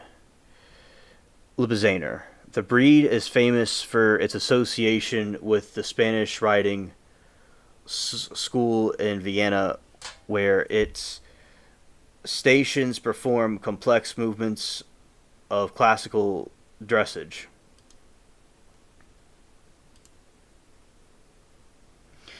Alright, Spanish roots. The breed's ancestry dates back to the 16th century. Spanish horses were selectively bred in the stud farm of Lipizia. Now the Slovenia named... Oh, you're welcome, Kay, and thank you for subscribing to her. And you're welcome. The Spanish roots. The breed's ancestry dates back to the 16th century. Spanish horses were selectively bred in the stud farm of Lipizia. Now Slovenia named Lipizzane comes from the stud farm. The Habsburg development. That was an interesting dynasty. There's something called the Habsburg jaw because they were all inbred, and they all kind of looked deformed because they were, uh, inbreeding with each other. Anyway, the Habsburg monarchy established a stud farm to create a sturdy yet elegant horse for military and court use. The breed developed by crossing Spanish Barb and the Arabian stock with native horses. I like Arabian horses. And survival through conflict. Wars in Central Europe include World War I and II, nearly wiped out the breed multiple times. General George S. Patton's rescue of the stallions in 1945 saved the breed from extinction. Well, wow! Shout out to uh, General P right there. Well, he was a good general. He he was a wise man.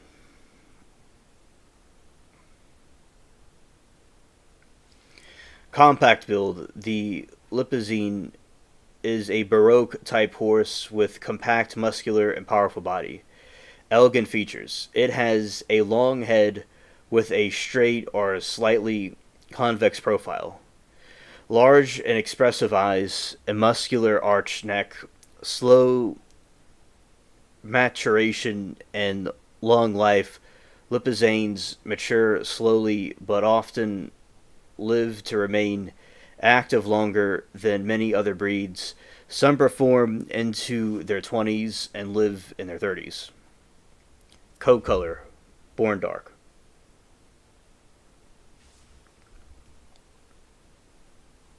Miranda, he already subscribed. I sent it to him.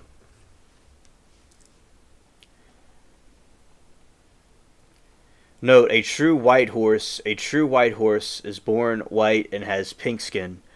Lipizzanes have black skin and are genetically gray. Rare exceptions. While gray is dominant color, the Spanish riding school traditionally has at least one bay Lipizzane stallion.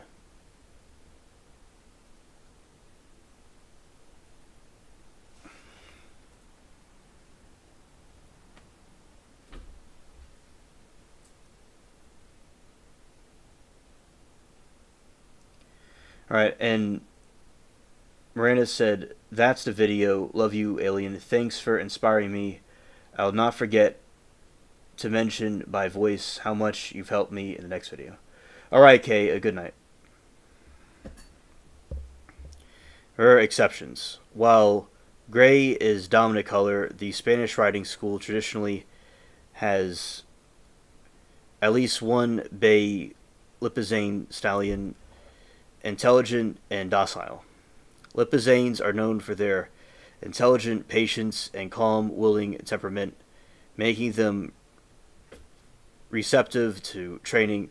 Classical dressage. They are most famously used in classical dressage, are highly advanced airs and above ground.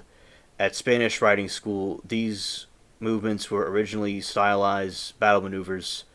Driving and riding today, they are also used in competitive driving as pleasure mounts for riders of varying skill levels. All right. So that is about some interesting facts about some of these horses. All right, and that was the last one that was suggested the by Liberty. And what we'll do now is we'll react to some scenes from the Johnny Depp trial, like yesterday. All right. We've completed the horse part, like the beginning discussion about the horses, because this horse was one suggested by Liberty, so I want to read about that. And as the title says, the next part, the Johnny Depp trial stuff.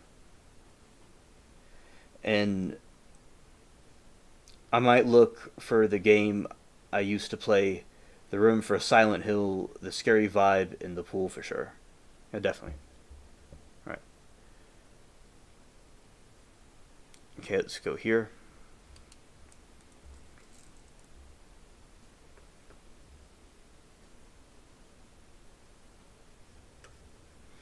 All right, here we go.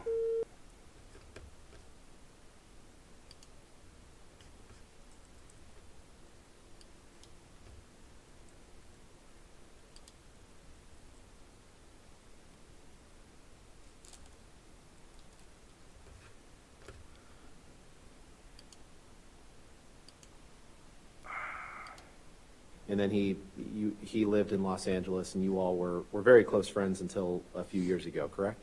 That's correct. Okay. Your Honor, permission to publish or I'd move for admission of this and permission to publish with the email addresses redacted. And if they want me to redact Mr. Whitkin's responses, that's fine. We have no objection to that, Your Honor, and I don't think we need to have Mr. Whitkin's response redacted. All right, so you just want to have just the identifiers redacted, and that's all? That's correct, Your Honor. Okay, if we could do that.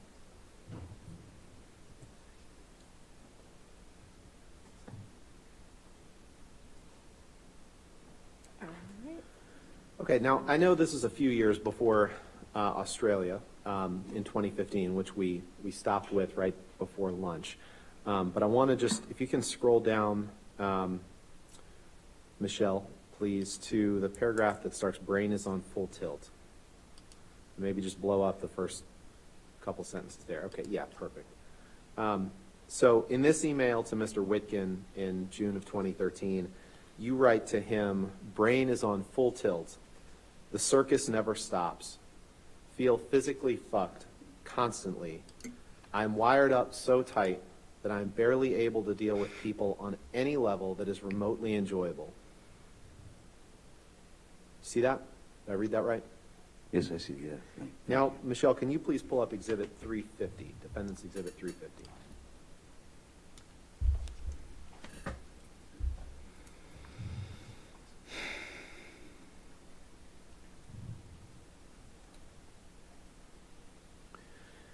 This is a text exchange that you had with Stephen Duders, your personal assistant, on March 6th, 2015. So we fast forwarded a couple years.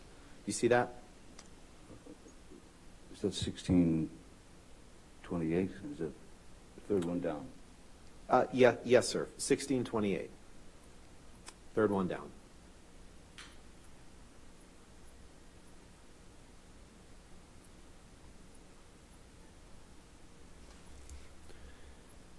And this is a text that you sent to Mr. Duders on March 6th, 2015?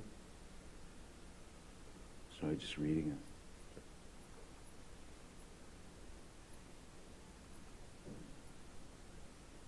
it. Yes. And by this point, you had been in Australia since about the week after your wedding, right? So for 3 weeks or so? Is that about right? Seems right, yes. Okay.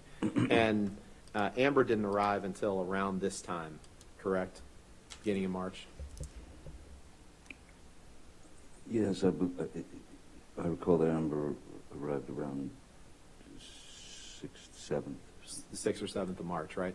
Okay. So you'd been outside of her presence for the last 3 or 4 weeks prior to this, right? I believe so, yes. Okay. Can you, Your Honor, I would move for admission of Defendant's Exhibit 350 with identifiers redacted. Your Honor, we would ask that the top email to Mr. Holmes and the last email from Mr. Duders be redacted. So just the two in the middle? Yes. Sure, that and we're- honestly, Your Honor, then if we're going to do that, we can just redact the, actually, we can redact the second one too, so we just do the third. Your Honor, we believe that's necessary for context. Okay, for context, all right, so we'll just get rid of the Okay. first one and the last one and the identifiers. So it should be the two middle texts.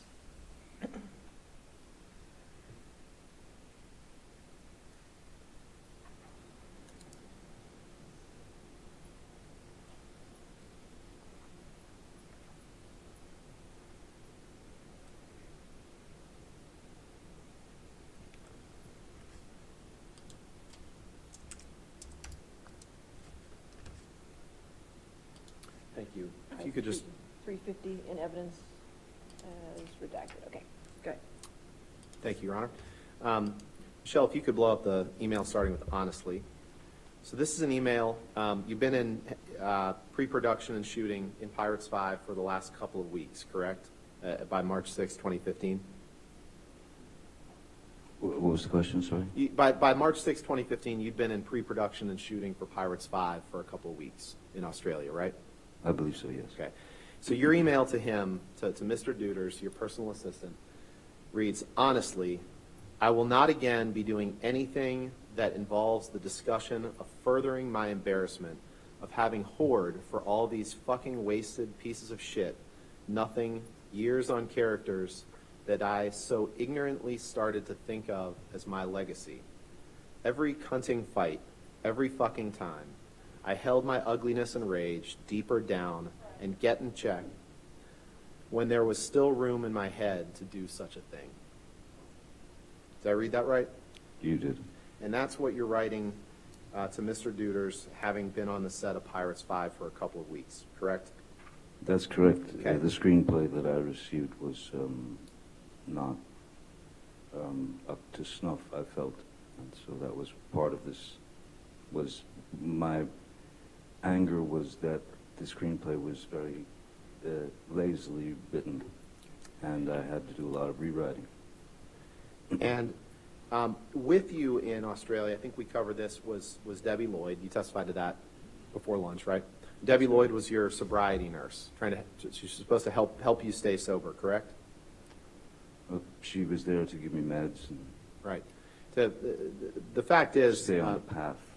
okay.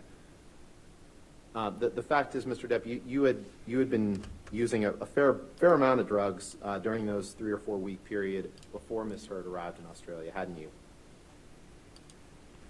Marijuana was what I was using. And not just that, other drugs too, correct? No, not that I recall, no. Okay. Let's take a look at Exhibit 346, please.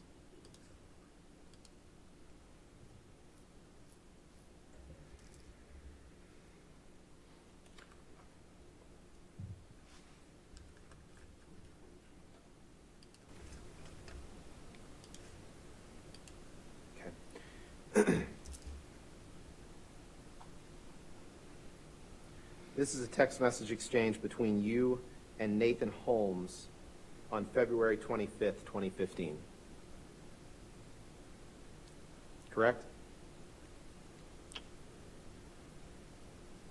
That's correct. Mr. Holmes was another one of your personal assistants, wasn't he? Yes, he was. He and Stephen Deuters were kind of the two main personal assistants during this period of time, right? That's correct. And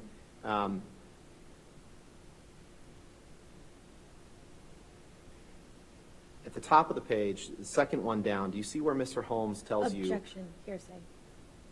He just testified that he was only using marijuana, and this is clearly impeachment to that, Your Honor. This is Mr. Holmes' Well, words. we're gonna go text by text, and before I ask for permission to publish and for motion for admission, we'll go through it. But I'll sustain as Mr. Holmes. So. Okay, Mr. Depp, why don't you take a moment to read this text from the top down, Thank you. please?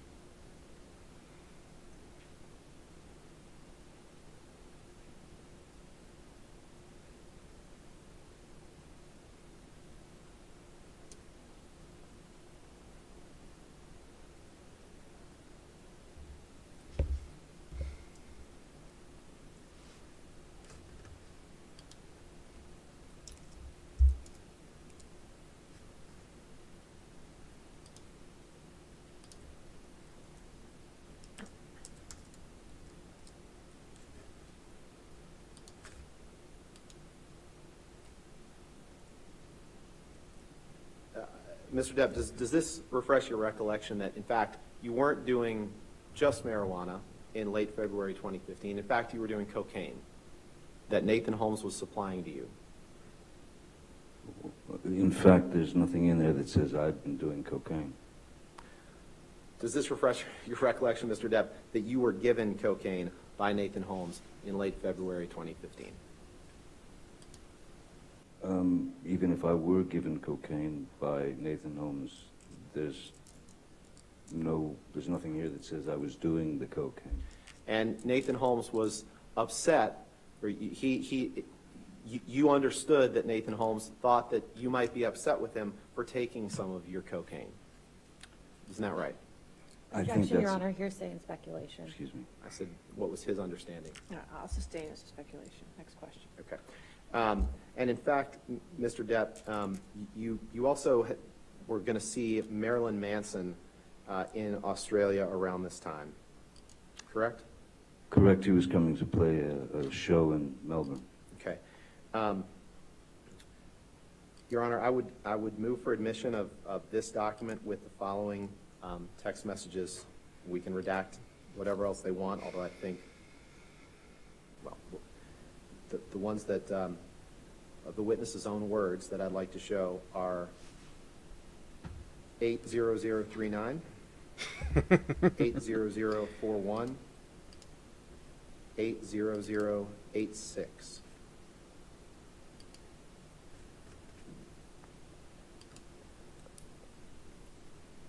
Those are all words from Mr. Depp.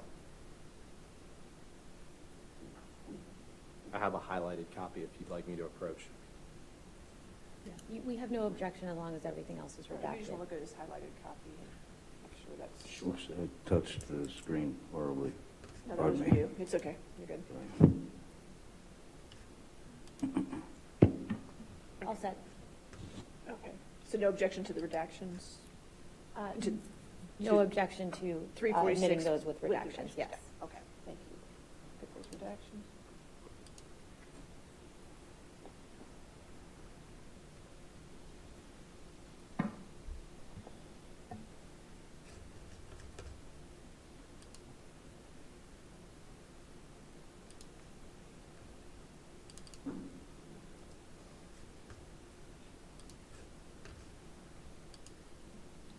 All right, 346 in evidence for the redactions. You can publish it.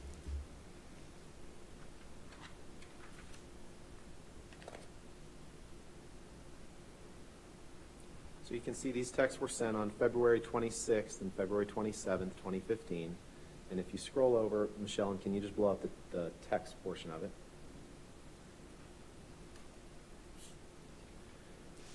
You text Mr. Holmes, your personal assistant, have you heard from Manson's Ryan? Now, Ryan was Marilyn Manson's personal assistant, or he worked for him. That's what you understood, correct? At the time, yes. Okay. And then you say, yes, and of course, yes, please, and you will pay Ryan for it. 2 exclamation points, 2 question marks. And then you write, disappear, we should have more happy pills.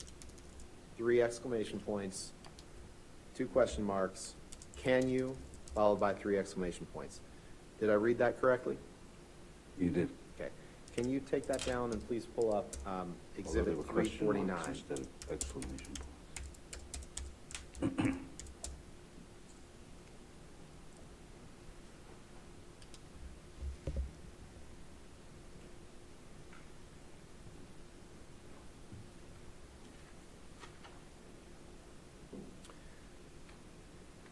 And Mr. Depp, this text exchange that I'm going to ask you about is from just 2 days later, after February 26th. On February 28th, it's the last 2 on the page. February 28th, 2015, there's a text from you to Mr. Duders. I would object to the, as hearsay with respect to the text from Mr. Duders. That's fine. Okay, you're just, So just the second to last one is all we would seek to admit. okay, if we could do the redactions for this last. Yes, Your Honor, and we'll, happy to redact Mr. Duders' response. Okay.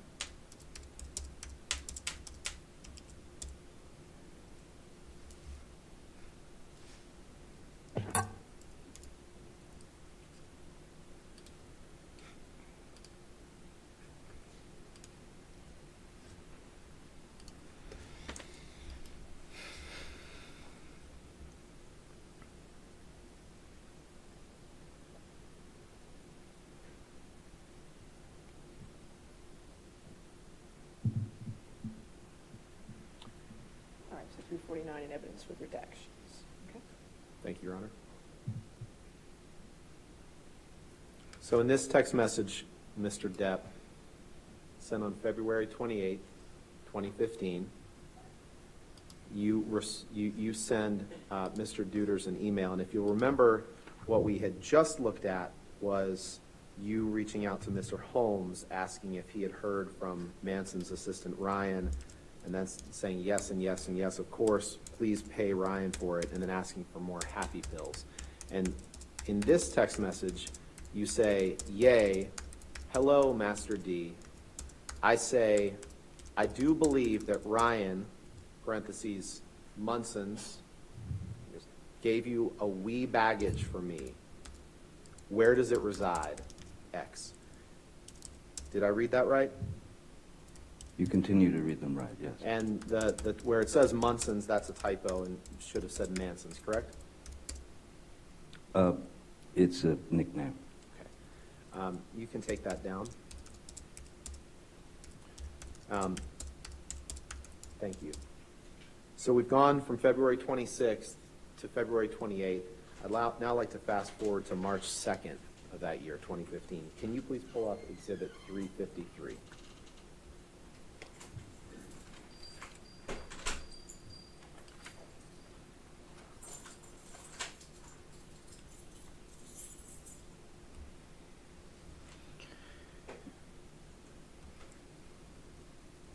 Put it this way,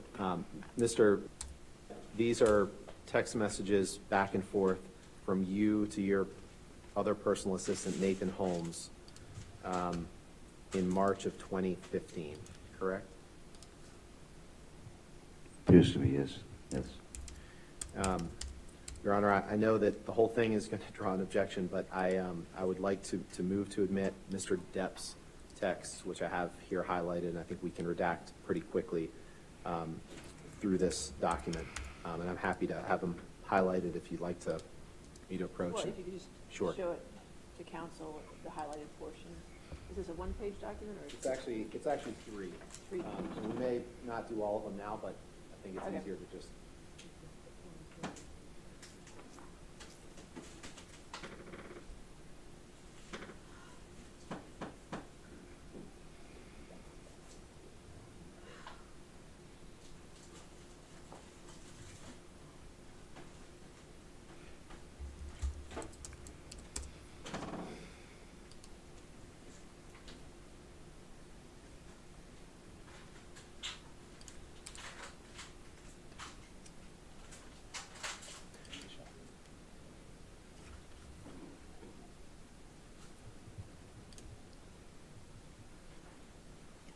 We have no objection with just admitting Mr. Depp's Okay, so messages. 353 with the redactions. Yes, and I think we can, if you'll just indulge us for a minute, I All think right, we that's can fine. get all of that done. Thank you. Okay.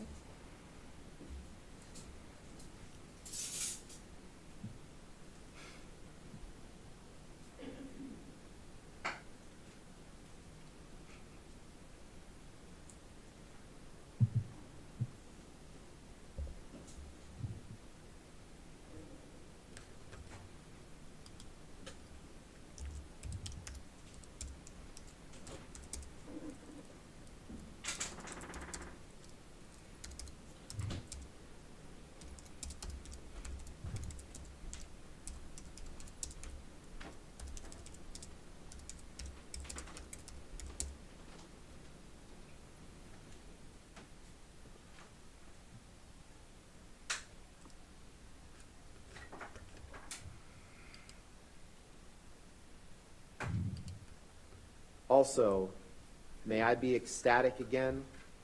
Helps. Color me deceased. By ecstatic, you're referring to taking ecstasy, correct? It's very likely. Before Ms. Hurd arrived, she had asked me to score either MDMA or ecstasy tablets before her arrival. Okay. So once again, Ms. Hurd's at fault for these texts. I'm not blaming her for the text. I'm just stating the facts. Okay. Well, let's talk about those facts. So, Okay. Ms. Hurd arrives in March in 2015.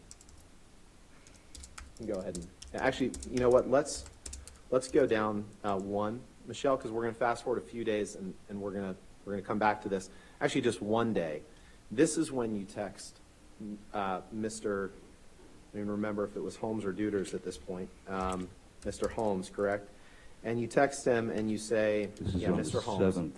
Yeah, so Yes. we fast forwarded another couple of days, I guess, 5 days, and you say, need more whitey stuff ASAP, brother man, and the e-business, please. I'm in bad shape. say nothing to nobody. Anytime this guy reads anything, it makes me hilarious. It's just hilarious. Absolutely hilarious.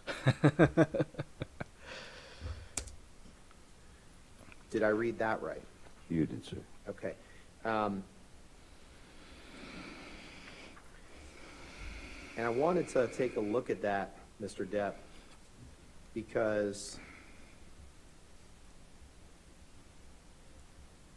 you just testified that Miss Heard was the one who wanted ecstasy. But in fact, when you sent this text on March 7th, 2015, this was right after you cut your finger off. No. And right after you told the doctor that you cut your finger off, you were asking for cocaine and ecstasy. That's entirely possible, correct? I'm not sure that you have the date correct about when my finger was chopped off. Okay. Okay, let's take a look. I'm pretty sure that the date was the 8th.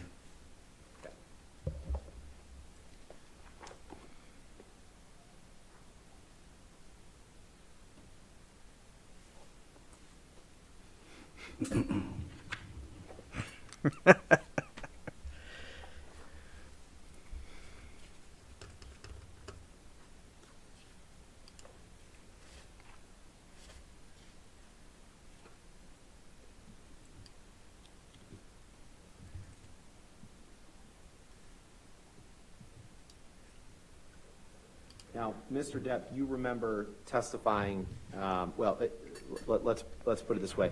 Sometimes these texts, the dates of the text messages, you would agree that they're, obviously Australia is 12 hours different from this part of the world, correct? Or something like that. Something like that. Sure, I'll agree with you on that. So the date stamps and time stamps that are reflected on these texts may be reflecting a different time than when they were actually sent. Objection foundation calls for speculation. Oh, You'd agree with that, right? no, I'll sustain the objection. Okay. Okay. Well, then let's do this. So is it your testimony that right after you cut your finger off, that you, or right after, I won't give you anything to argue with me yet, right after you sustained an injury to your finger, Sorry. that you, right after you sustained an injury to your finger, is it your testimony that you did not ask for cocaine and ecstasy right after you told the doctor about your finger injury? Is that your testimony?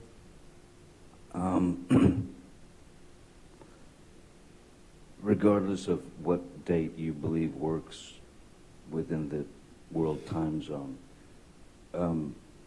I don't believe that someone who has gone through opiate dependency, who has lost the ability to produce dopamine and serotonin in their own body, because that's what the opiate does. Your body no longer needs to make the dopamine or the serotonin. The dopamine and serotonin, as you know, I imagine, are things that keep us it gives us our moods. It gives us. I appreciate that, but my question wasn't that. My question was, I'm just trying right to after school you you. told the doctor about your finger injury, you were asking for it's entirely possible that you were asking for cocaine and ecstasy. Objection Yes calls or for no? speculation. It's entirely possible he was asking a doctor for cocaine and ecstasy. It's like, he's like, hey doc, I need some cocaine. It's like, then he has to go on the street and give it to him, or give him, is there, the cocaine's like a street, you gotta prescribe it on the street. Scared. Or ecstasy. And Cat TV says Court TV chat has turned to law and crime. Yes, that's true, Kay. Yeah, shut up, duty. Duders. Guy gives me the Cool's note about Donna today. I'm missing the trials. Yes, we will. And, okay, Cat TV, how's it turned into law and crime chat?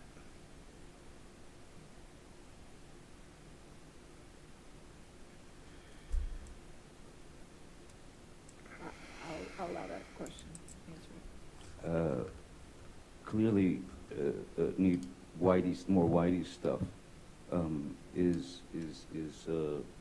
yes, it's a reference to cocaine, but that doesn't, there's nothing here that says that I ingested the drug. Not saying there is, but you were asking for more cocaine and you were asking for more ecstasy, correct? I wasn't asking for more ecstasy. I was asking for ecstasy because that was what I was requested by Ms. Hurd. Let's take a look at the UK transcript date 3, a permission to approach with that, All right. Your Honor. Oh, yeah.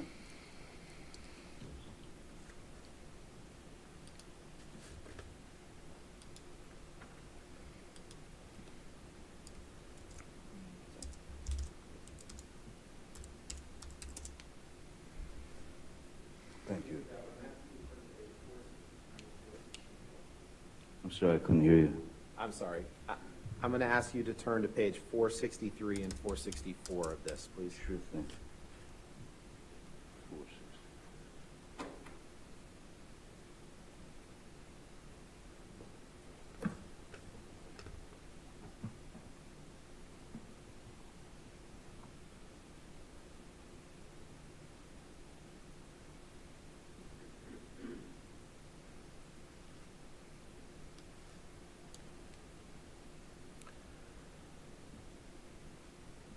Are you there? I'm there, just Okay. reading it, sorry.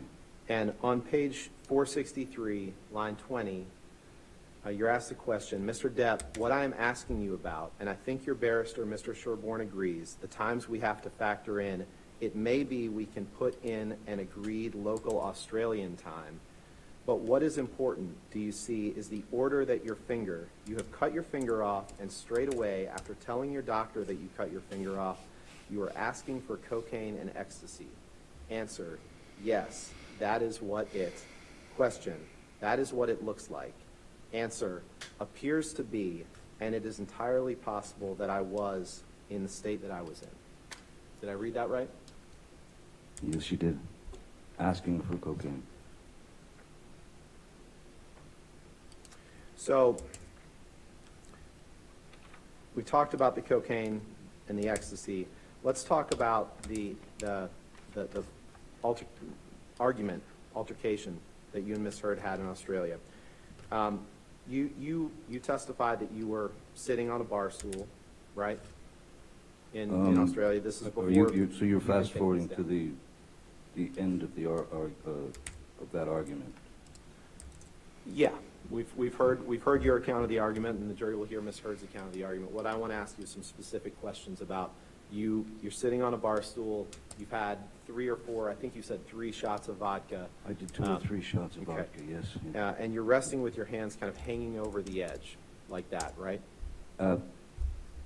Well, after the first bottle whizzed past my head and shattered, as I said, I walked around the bar, grabbed the larger, was another bottle of vodka, the only one there.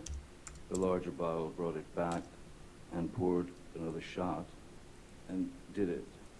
And right, and that was like a what we call a handle of vodka. Is that right? Well, yeah, it's one of the larger bottles with it's got a handle on it. Right. Yes. And it was full at the time, other than the shot that you poured. No, it wasn't. It wasn't Wasn't the full full? bottle. No. Okay. And at some point, before you claim you sustained an injury to your finger, I believe you demonstrated to the jury yesterday, but you were resting with your 3 fingers, your middle 3 fingers kind of hanging over the edge. Is that fair? Is that right? Yes, I just had Okay. a bottle thrown at me, so I was, when she grabbed the second bottle. Right. I'm just asking where your fingers were, sir, at that point. Your palm was facing down and your 3 middle fingers were hanging over the edge of the bar, correct? This man said 3 middle fingers. Basically, that's correct. And Amber was 7 to 10 feet away, correct? Once she grabbed the bottle, yes. Okay.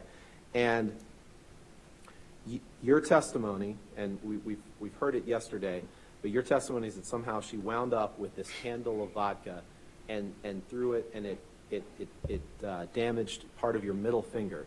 But what we didn't talk about, what I want to ask you about is, if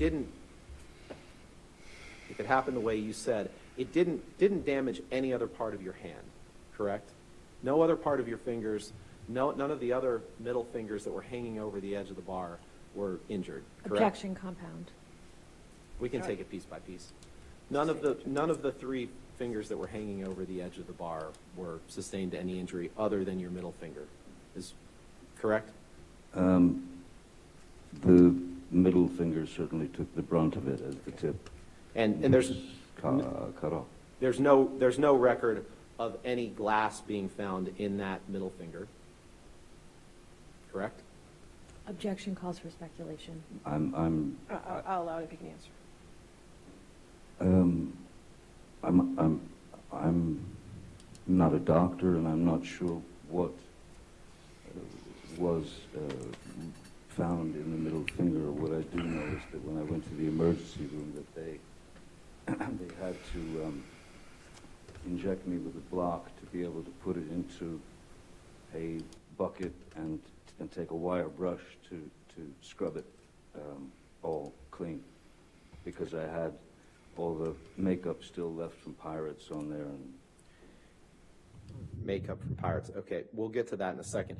But Okay. none of the other fingers on your hand were sustained any injury that you're aware of, correct?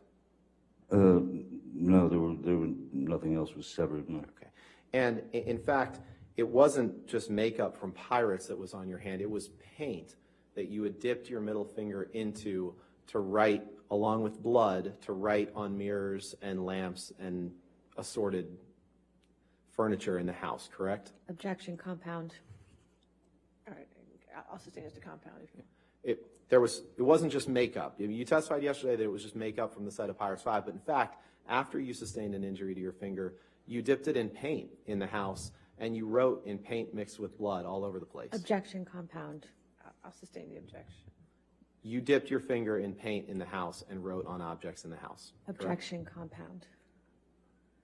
I'll sustain the objection. You dipped your finger in paint after suffering an injury. Yes. And then you used that finger to write on objects in the house. Yes or no? Yes, that was after after writing on the walls, the blood had kind of dried, as it were, and so I stuck my finger into a can of paint and also, excuse me, mineral spirits to put my verbal messages onto the wall. And you used your finger as a paintbrush, right? Essentially, yes. And can we put up Exhibit 369, please?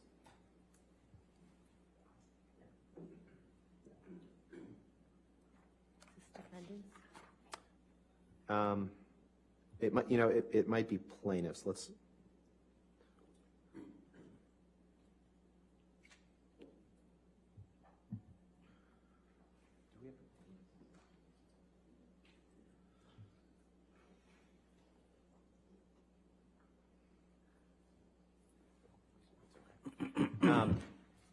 Now, Mr. Depp, we're gonna take a look at some pictures shortly, but you'd agree with me that there was quite a bit of damage to the house in Australia after this incident, correct? There was quite a bit of damage to the house during the entire incident. Yes. And you don't remember the television breaking, do you? I remember there was I believe there was a coffee cup stuck into the screen, or a plate or something like that. And you don't remember the window breaking, do you? I don't remember a window breaking. But you do remember that there was quite a lot of blood everywhere, including on floors and sofas. Well, I'd noticed, that's how I'd noticed that I was leaking. There was heat in my finger, and I felt this warmth and this liquid, and then I noticed that the tip of my finger was gone. And at that point, I think I went into some sort of shock or whatever's closest to a kind of nervous breakdown. Yeah, you testified that breakdown. It's you could have also defaced a painting by drawing a penis on it, didn't you? I've never, I don't know about that. I don't remember drawing a penis on a painting. Given the state you were in, it's entirely possible that you did that, even if you don't remember it to this day, correct? Drawing a penis on a painting was not the first thing on my mind. I had messages to write, reminders that were for Miss Heard. But you don't deny that if a painting was defaced with a penis drawn on it, that could have been you, even if you were blacked out and don't remember that, correct? Objection, speculation. I'll, if you can. Shout out to everybody. And Aaron, if you're still here, Moki was wondering about you.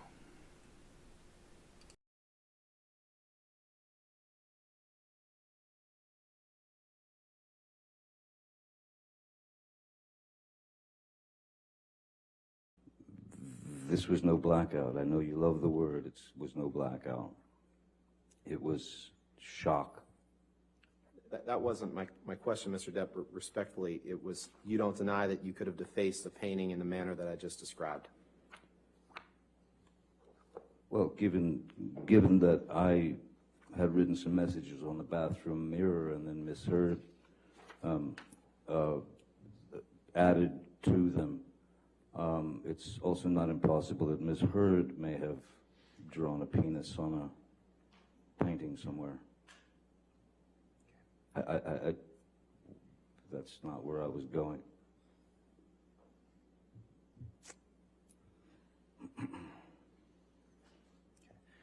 Let's take a look at page 451 of your testimony in the UK trial, please.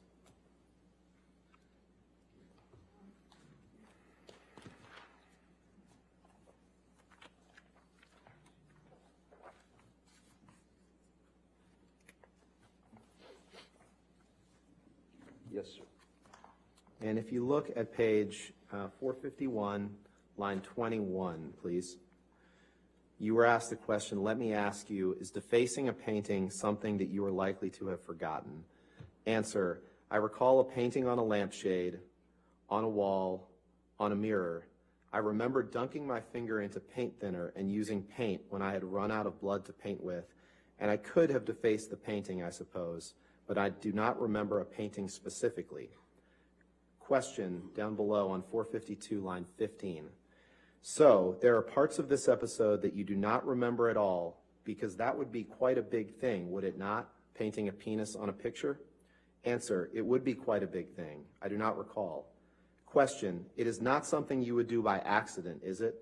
You do not accidentally. Answer, no, I would say not. Question, you have no recollection? Answer, I am sorry, I'm not 100% sure that I can say I did that. Did I read that right? You did read it right, sir. Thank you. Let's take a look at Exhibit 374, please. Is it Defendant's Exhibit 374?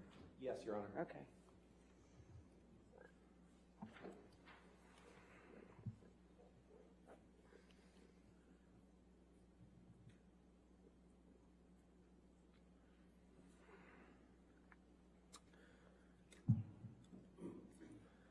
Mr. Depp, do you recognize this as one of the mirrors that you wrote on with your injured finger in March of 2015? Yes, I do. And yesterday you texted, I'm sorry. Thought we've seen a lot of texts today. It's all right. I did text someone yesterday. Yesterday, you testified that you wrote on the mirror, and I don't remember exactly what you said, but you essentially said that you wrote things about your past with Miss Heard, or grievances that you had with her, correct? Reminders, yes. Okay. Your Honor, permission to I'd move this in as an exhibit and ask for permission to publish. Any objection? No objection, All Your right, Honor. 374 in evidence. You can publish.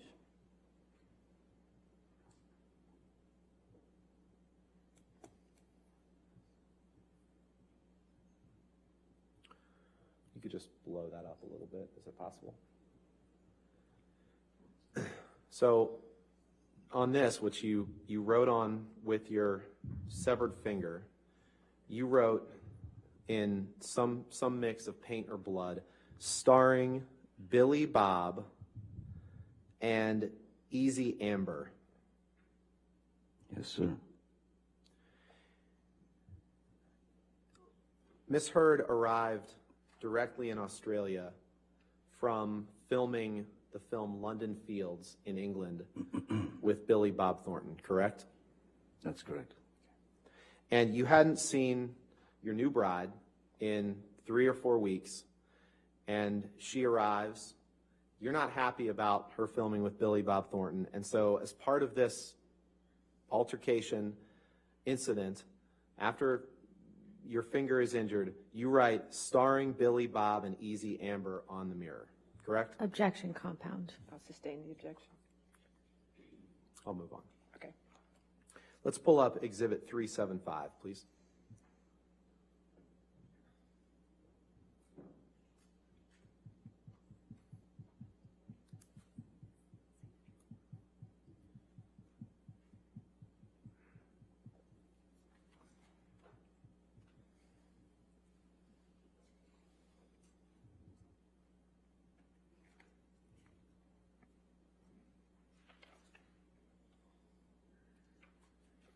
This is, Mr. Depp, do you recognize this as another mirror on which you wrote with in blood and paint after your finger injury in March of 2015?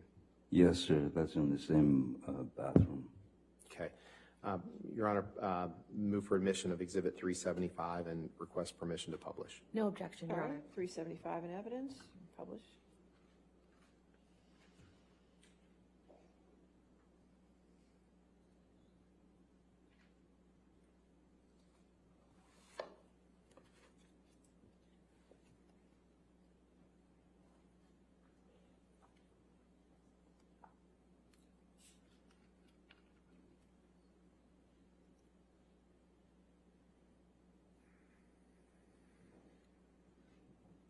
Okay.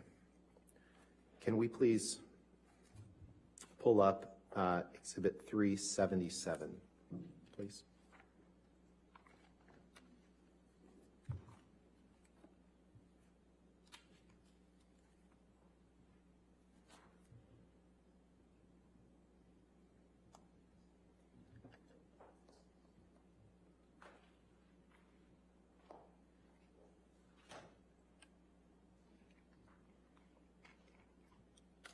Mr. Depp, this is a picture of a lampshade that you wrote on after you sustained a finger injury on March 8th, 2015, correct? That's correct. Your Honor, move for admission of Exhibit 377. No objection. All right, 377 in evidence, you can publish. Permission to publish.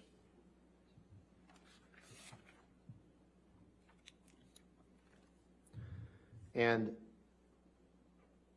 on this lampshade, which appears to be sitting on the ground, you write some mixture of blood or paint, "Good luck and be careful at top."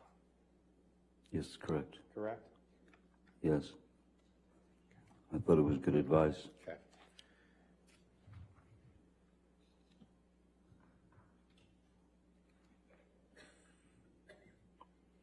Now,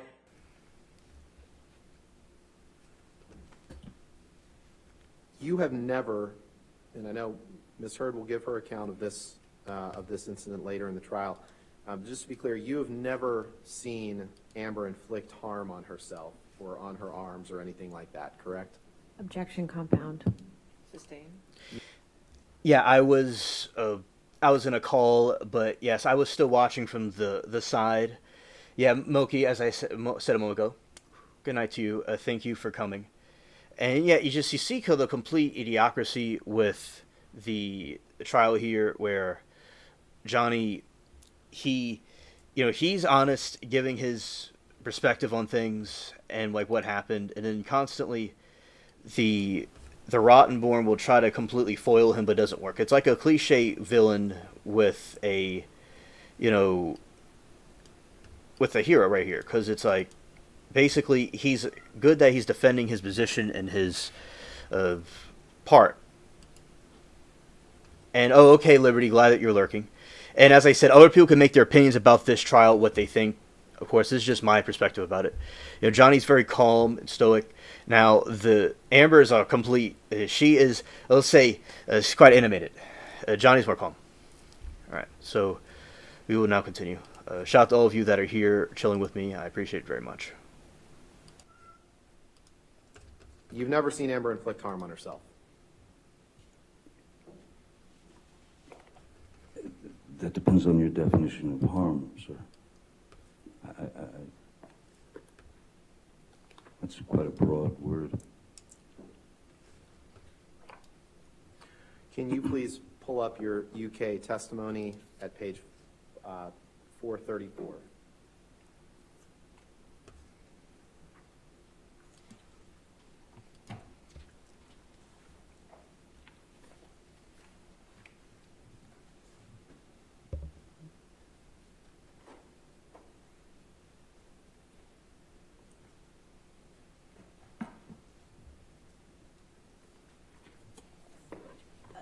Objection, Your Honor. May we approach? Yes.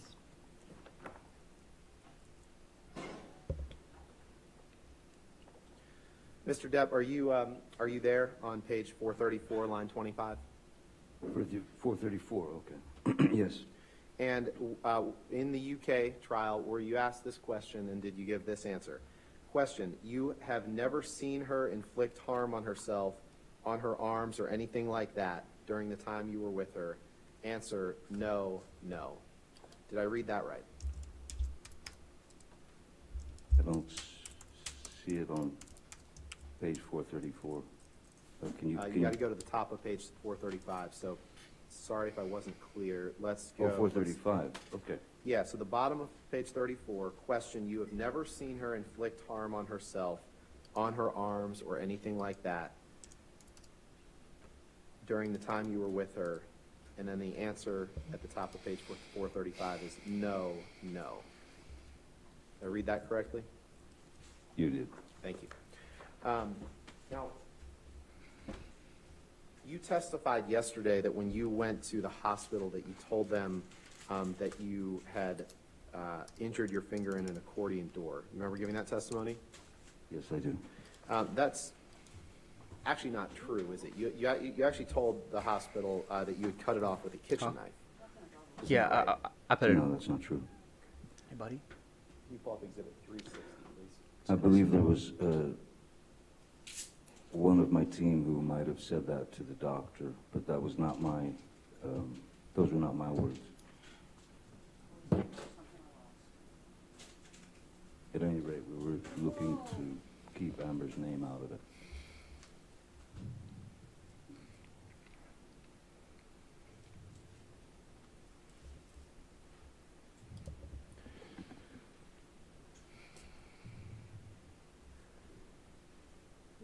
Mr. Depp, I'm not going to move this exhibit into evidence, but do you see the portion where it says, thanks for seeing and treating this patient? See that? And then right after that, it said, he sustained an injury to his right middle finger tonight after accidentally cutting it with a kitchen knife. You see that? I do see that. And there's no mention of an accordion door in that document, is there? I'll read it if you like, but that was I didn't sign my name to this. And that's not my statement to them. I used the accordion door.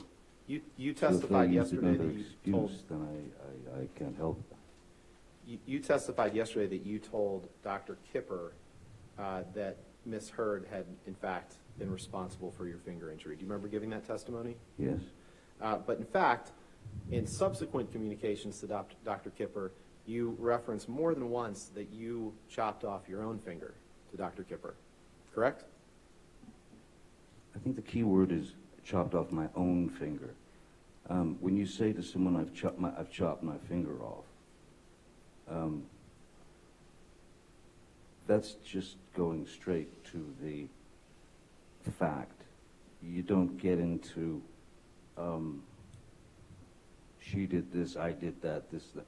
My finger's been chopped off. Let's take a look at Exhibit 398, please.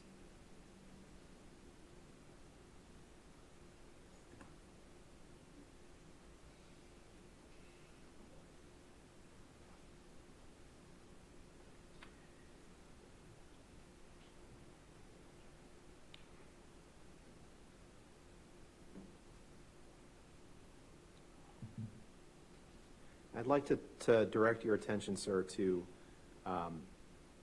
the text message number 94, which is a text message from you to Dr. David Kipper on March 19th, 2015. Do you see that? I will in a second. Sure. 94. This is, yes, March 19th, so I was in Los Angeles, yeah.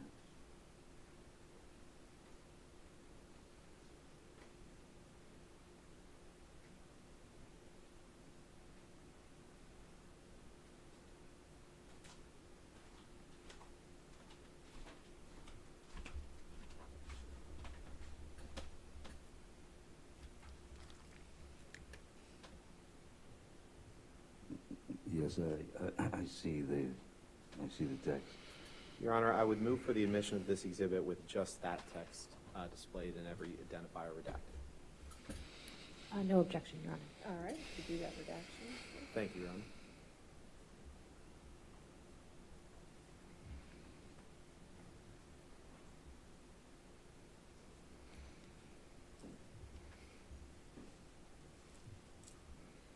It was a pathetic attempt at humor. My apologies. Scared.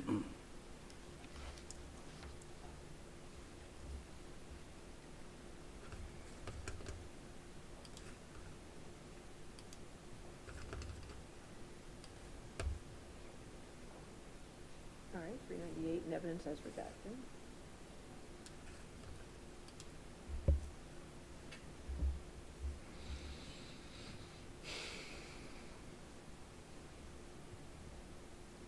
Throw that up if you can a little bit more. Thank you. So in this text message from you to Dr. Kipper on March 19th, 2015, you text him, "My most sincere apologies to you, Doc. I understand your decision based on my immunity to do the right thing, and I truly do thank you for your concern. I must apologize for not having had the presence of mind to respect the man who has been the most kind and who has done more for me than anyone ever.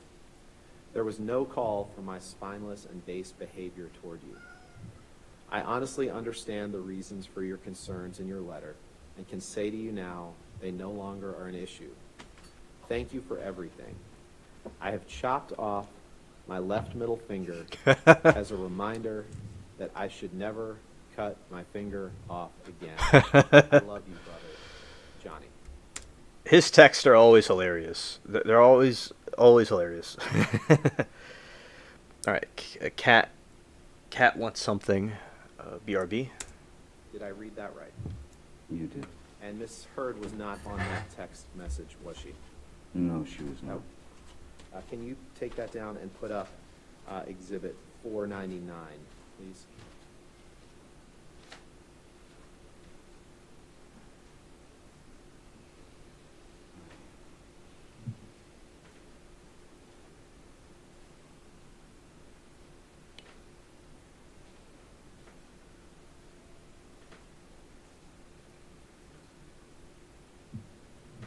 And I'd like to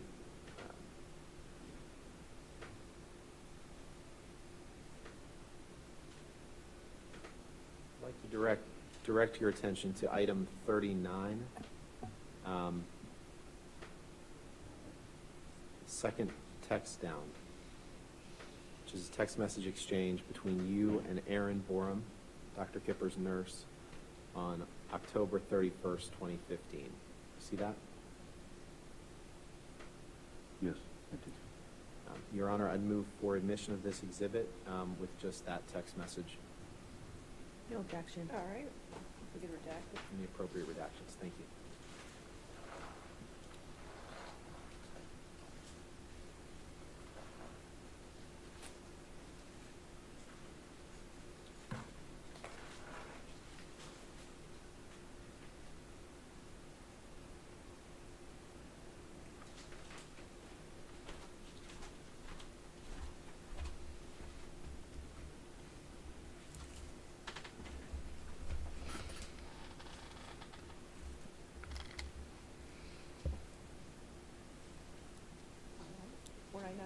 wait for the dash.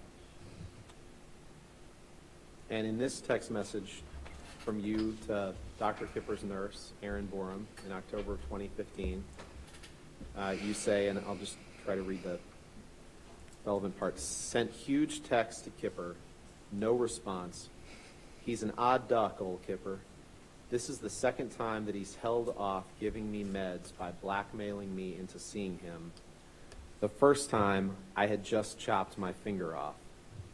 Oh well, I want off of the majority of the stuff anyway. I guess that's a new way to stop. X. Did I read that right? You did, sir. And Amber's not on that text exchange, correct? No, she's not. I'd like to, we can pull up Exhibit 343. I believe it's Plaintiff's Exhibit 343. And this is where you tell Amber in a recording that you mentioned the day I chopped my finger off. So let's listen to that. Are you entering in 343 into evidence? Yeah, I think it's plaintiff's, it's the same one that was played yesterday. I believe that's Okay. Plaintiff's 343. 343 already in evidence. And just for the record, which portions are you playing? Sure. Okay. Which portion are you playing? I'm playing 2:02:15 to 2:02:19. Is that right?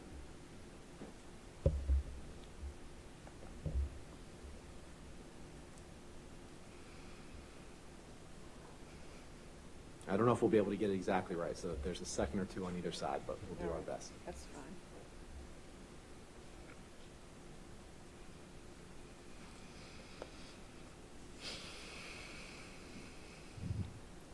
Do we have the date of this recording?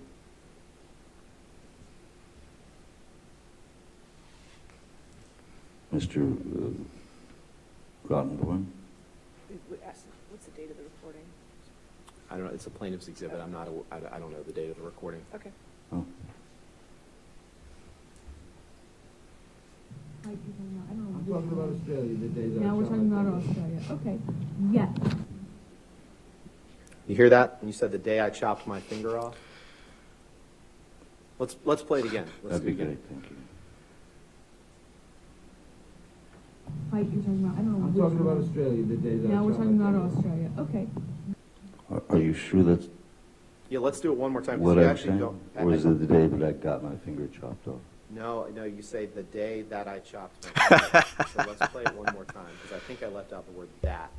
It says the day that I chopped my finger off. Fight you're talking about. I don't know. I'm which talking about one. Australia, the day that I Now we're shot talking my about finger. Australia. Okay. I'm not so sure. In fact, earlier you had quoted Jerry Judge from the airplane tape as calling me an asshole. We'll wait till the asshole falls asleep. And I'm positive that those words never left his mouth, because he would have, if I would have been making those noises in the bathroom, he would have ripped the hinges off.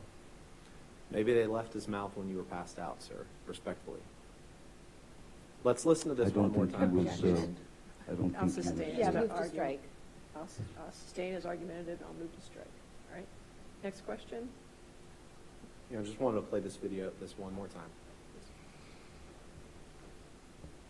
Fight you're talking about. I don't know. I'm talking about Australia, the day that I Now we're shot talking my about finger. Australia. Okay. Yes. Okay, we can move on. Let's bring up Exhibit 380, please. 380? This is another recording, Your Honor. I don't know whether it's been admitted into evidence yet. 380, plaintiff's 380? Or defendant's 380? I believe it's defendants. I left my cheat sheet. Thought it was an easy question. I'm sorry. Okay, 380. I had it written down and All right. I don't have it in front of me. That's fine.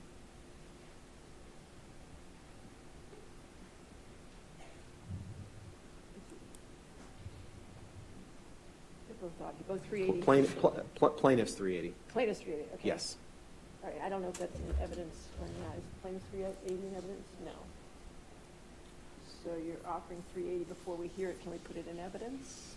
Yes, Your Honor. I'd move it into evidence, and the The portions that I'd like to play are 33:33 through 34:10. I assume no objections, this is the audio. As long as this is an audio recording of just Mr. Depp and Ms. Heard, we have no objection. Okay, This but portion is. This portion is. Yes, I Okay. believe that there's other portions that involve other people, but as best I'm aware, well, actually, no, may we approach? Because I think.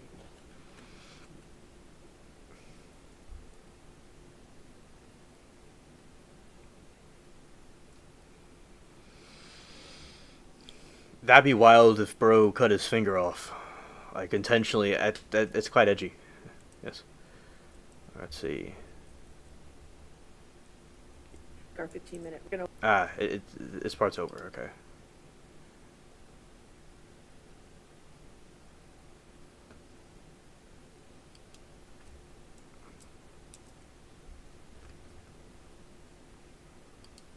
So, oh, they're both 380, so take your pick. So we'll get it to you. How about that? oh, joy, okay. All right, three, somebody's, we're gonna go with plaintiff's 380 right now, okay? Try to keep the record clear. 380. Yeah, her hairdo. Yeah. It's like, what on earth? Yeah, it's scared. Scared. And 33 through 34. Okay, go ahead.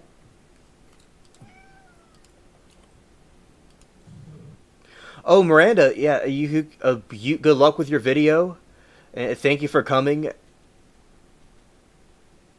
Yeah, them laughing, yeah. Good luck with your video, and I'm not going to really be here much longer anyway. But, yeah, good night to you, Miranda. Thank you for coming. And, yeah, this is absolutely hilarious. It's comedy gold, this whole trial. I'm going to go pet the cat wants to be petted over there. So, but I'm still going to be, I'm like going to be over there. But, like, watching from a distance. You are, and who you are, and how you fucked me over. You make me feel sick. Of myself! There's still a lot left in the day, maybe you should dye your hair, I see your ribs.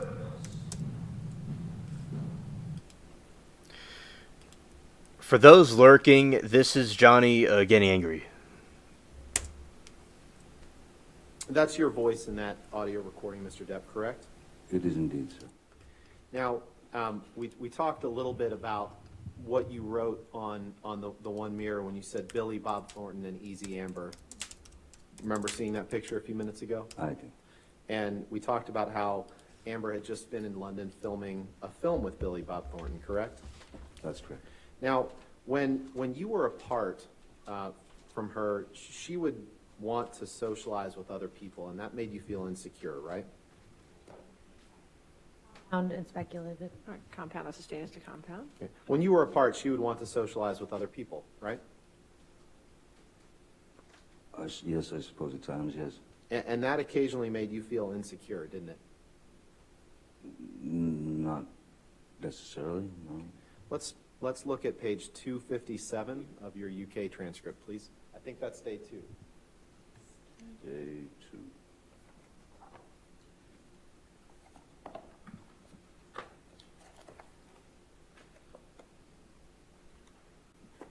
$330. What was the number again? I'm sorry. Sure, no problem. It's day 2, page 257. 257. So it's page 23 of the document. Oh, boy.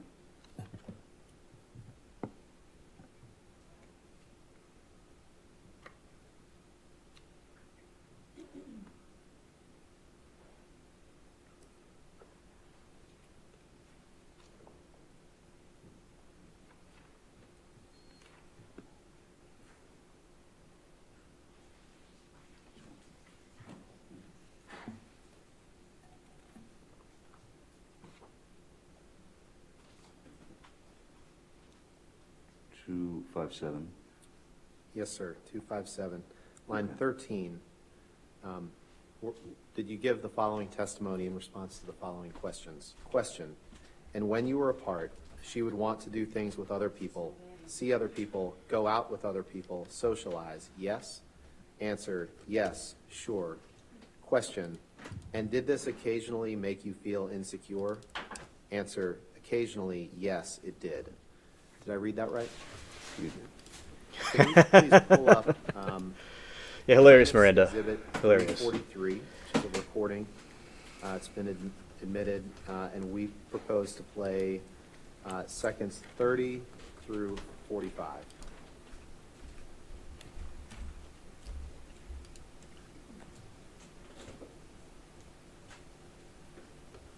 With your permission, Your Honor, may we Go ahead. play that portion?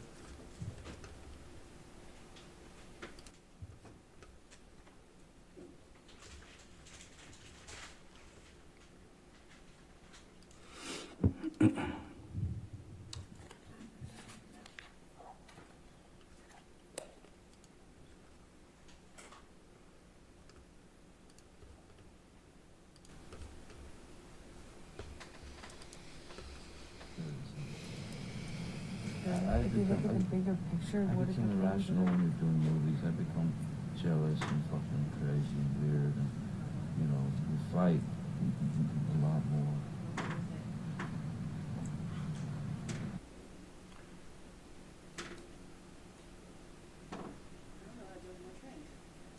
Can we play that one more time, please?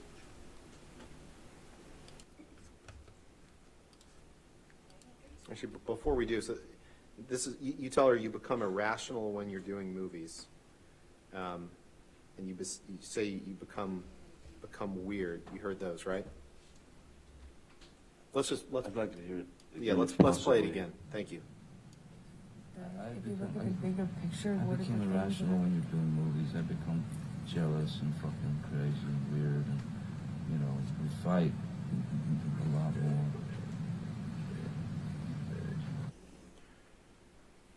So you heard yourself, Mr. Depp, say, I become irrational when we're doing movies. You heard that, right? I can play it again if you'd like. It's very difficult to tell if that's a you or I. Sure, why don't we play it again? Thank you.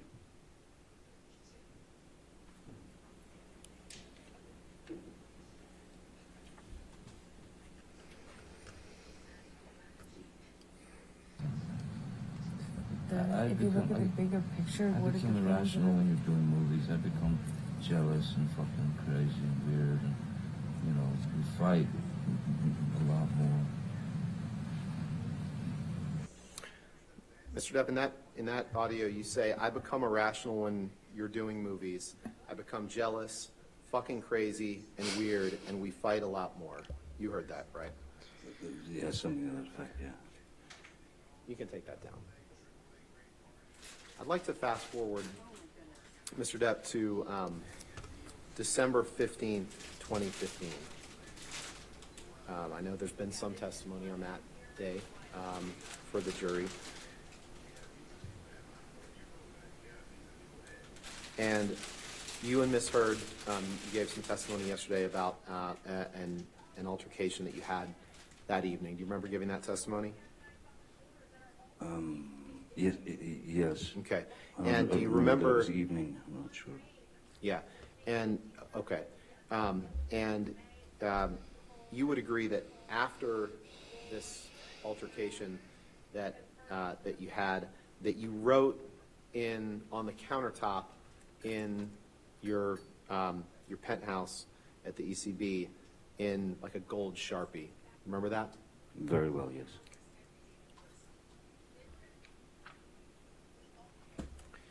And your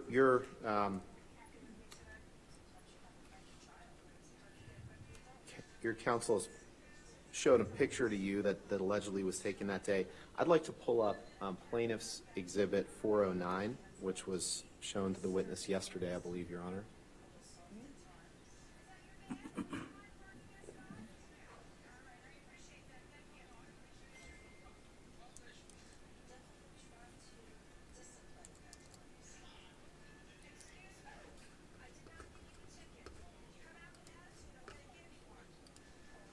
That's plaintiff's 409 was already in evidence, so we'll go ahead and publish it.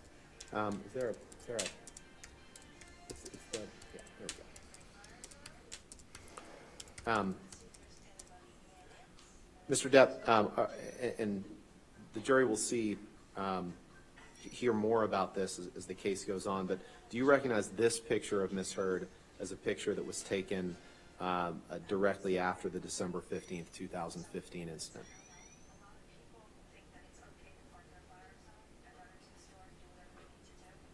I don't know when it was. I don't know when the photograph was taken. I don't know much about it. Okay. I was out of the You picture. can take that down. In any event, you don't disagree that that there was a headbutt that evening. That I know that there's disagreement about the cause of it, but you would agree that that you headbutted Miss Heard that evening, correct? No, I would vehemently disagree with that, sir. There was a lot of. I was trying to restrain Ms. Heard, and once I had restrained her, I would say if she's trying to still move around and kick at me or trying to get loose, any sort of movement when you're like this and your heads are together, this close together, it's not impossible for them to bump, but a headbutt is that's pretty extreme. Okay. Definition of that. Let's take a listen to Exhibit 587. I believe that's Defendant's Exhibit 587. And Your Honor, this is one of the recordings that is just the two parties, Amber and Mr. Depp, and we would propose to play 8:45 through 9:20. All right, is this whole 587 coming into evidence?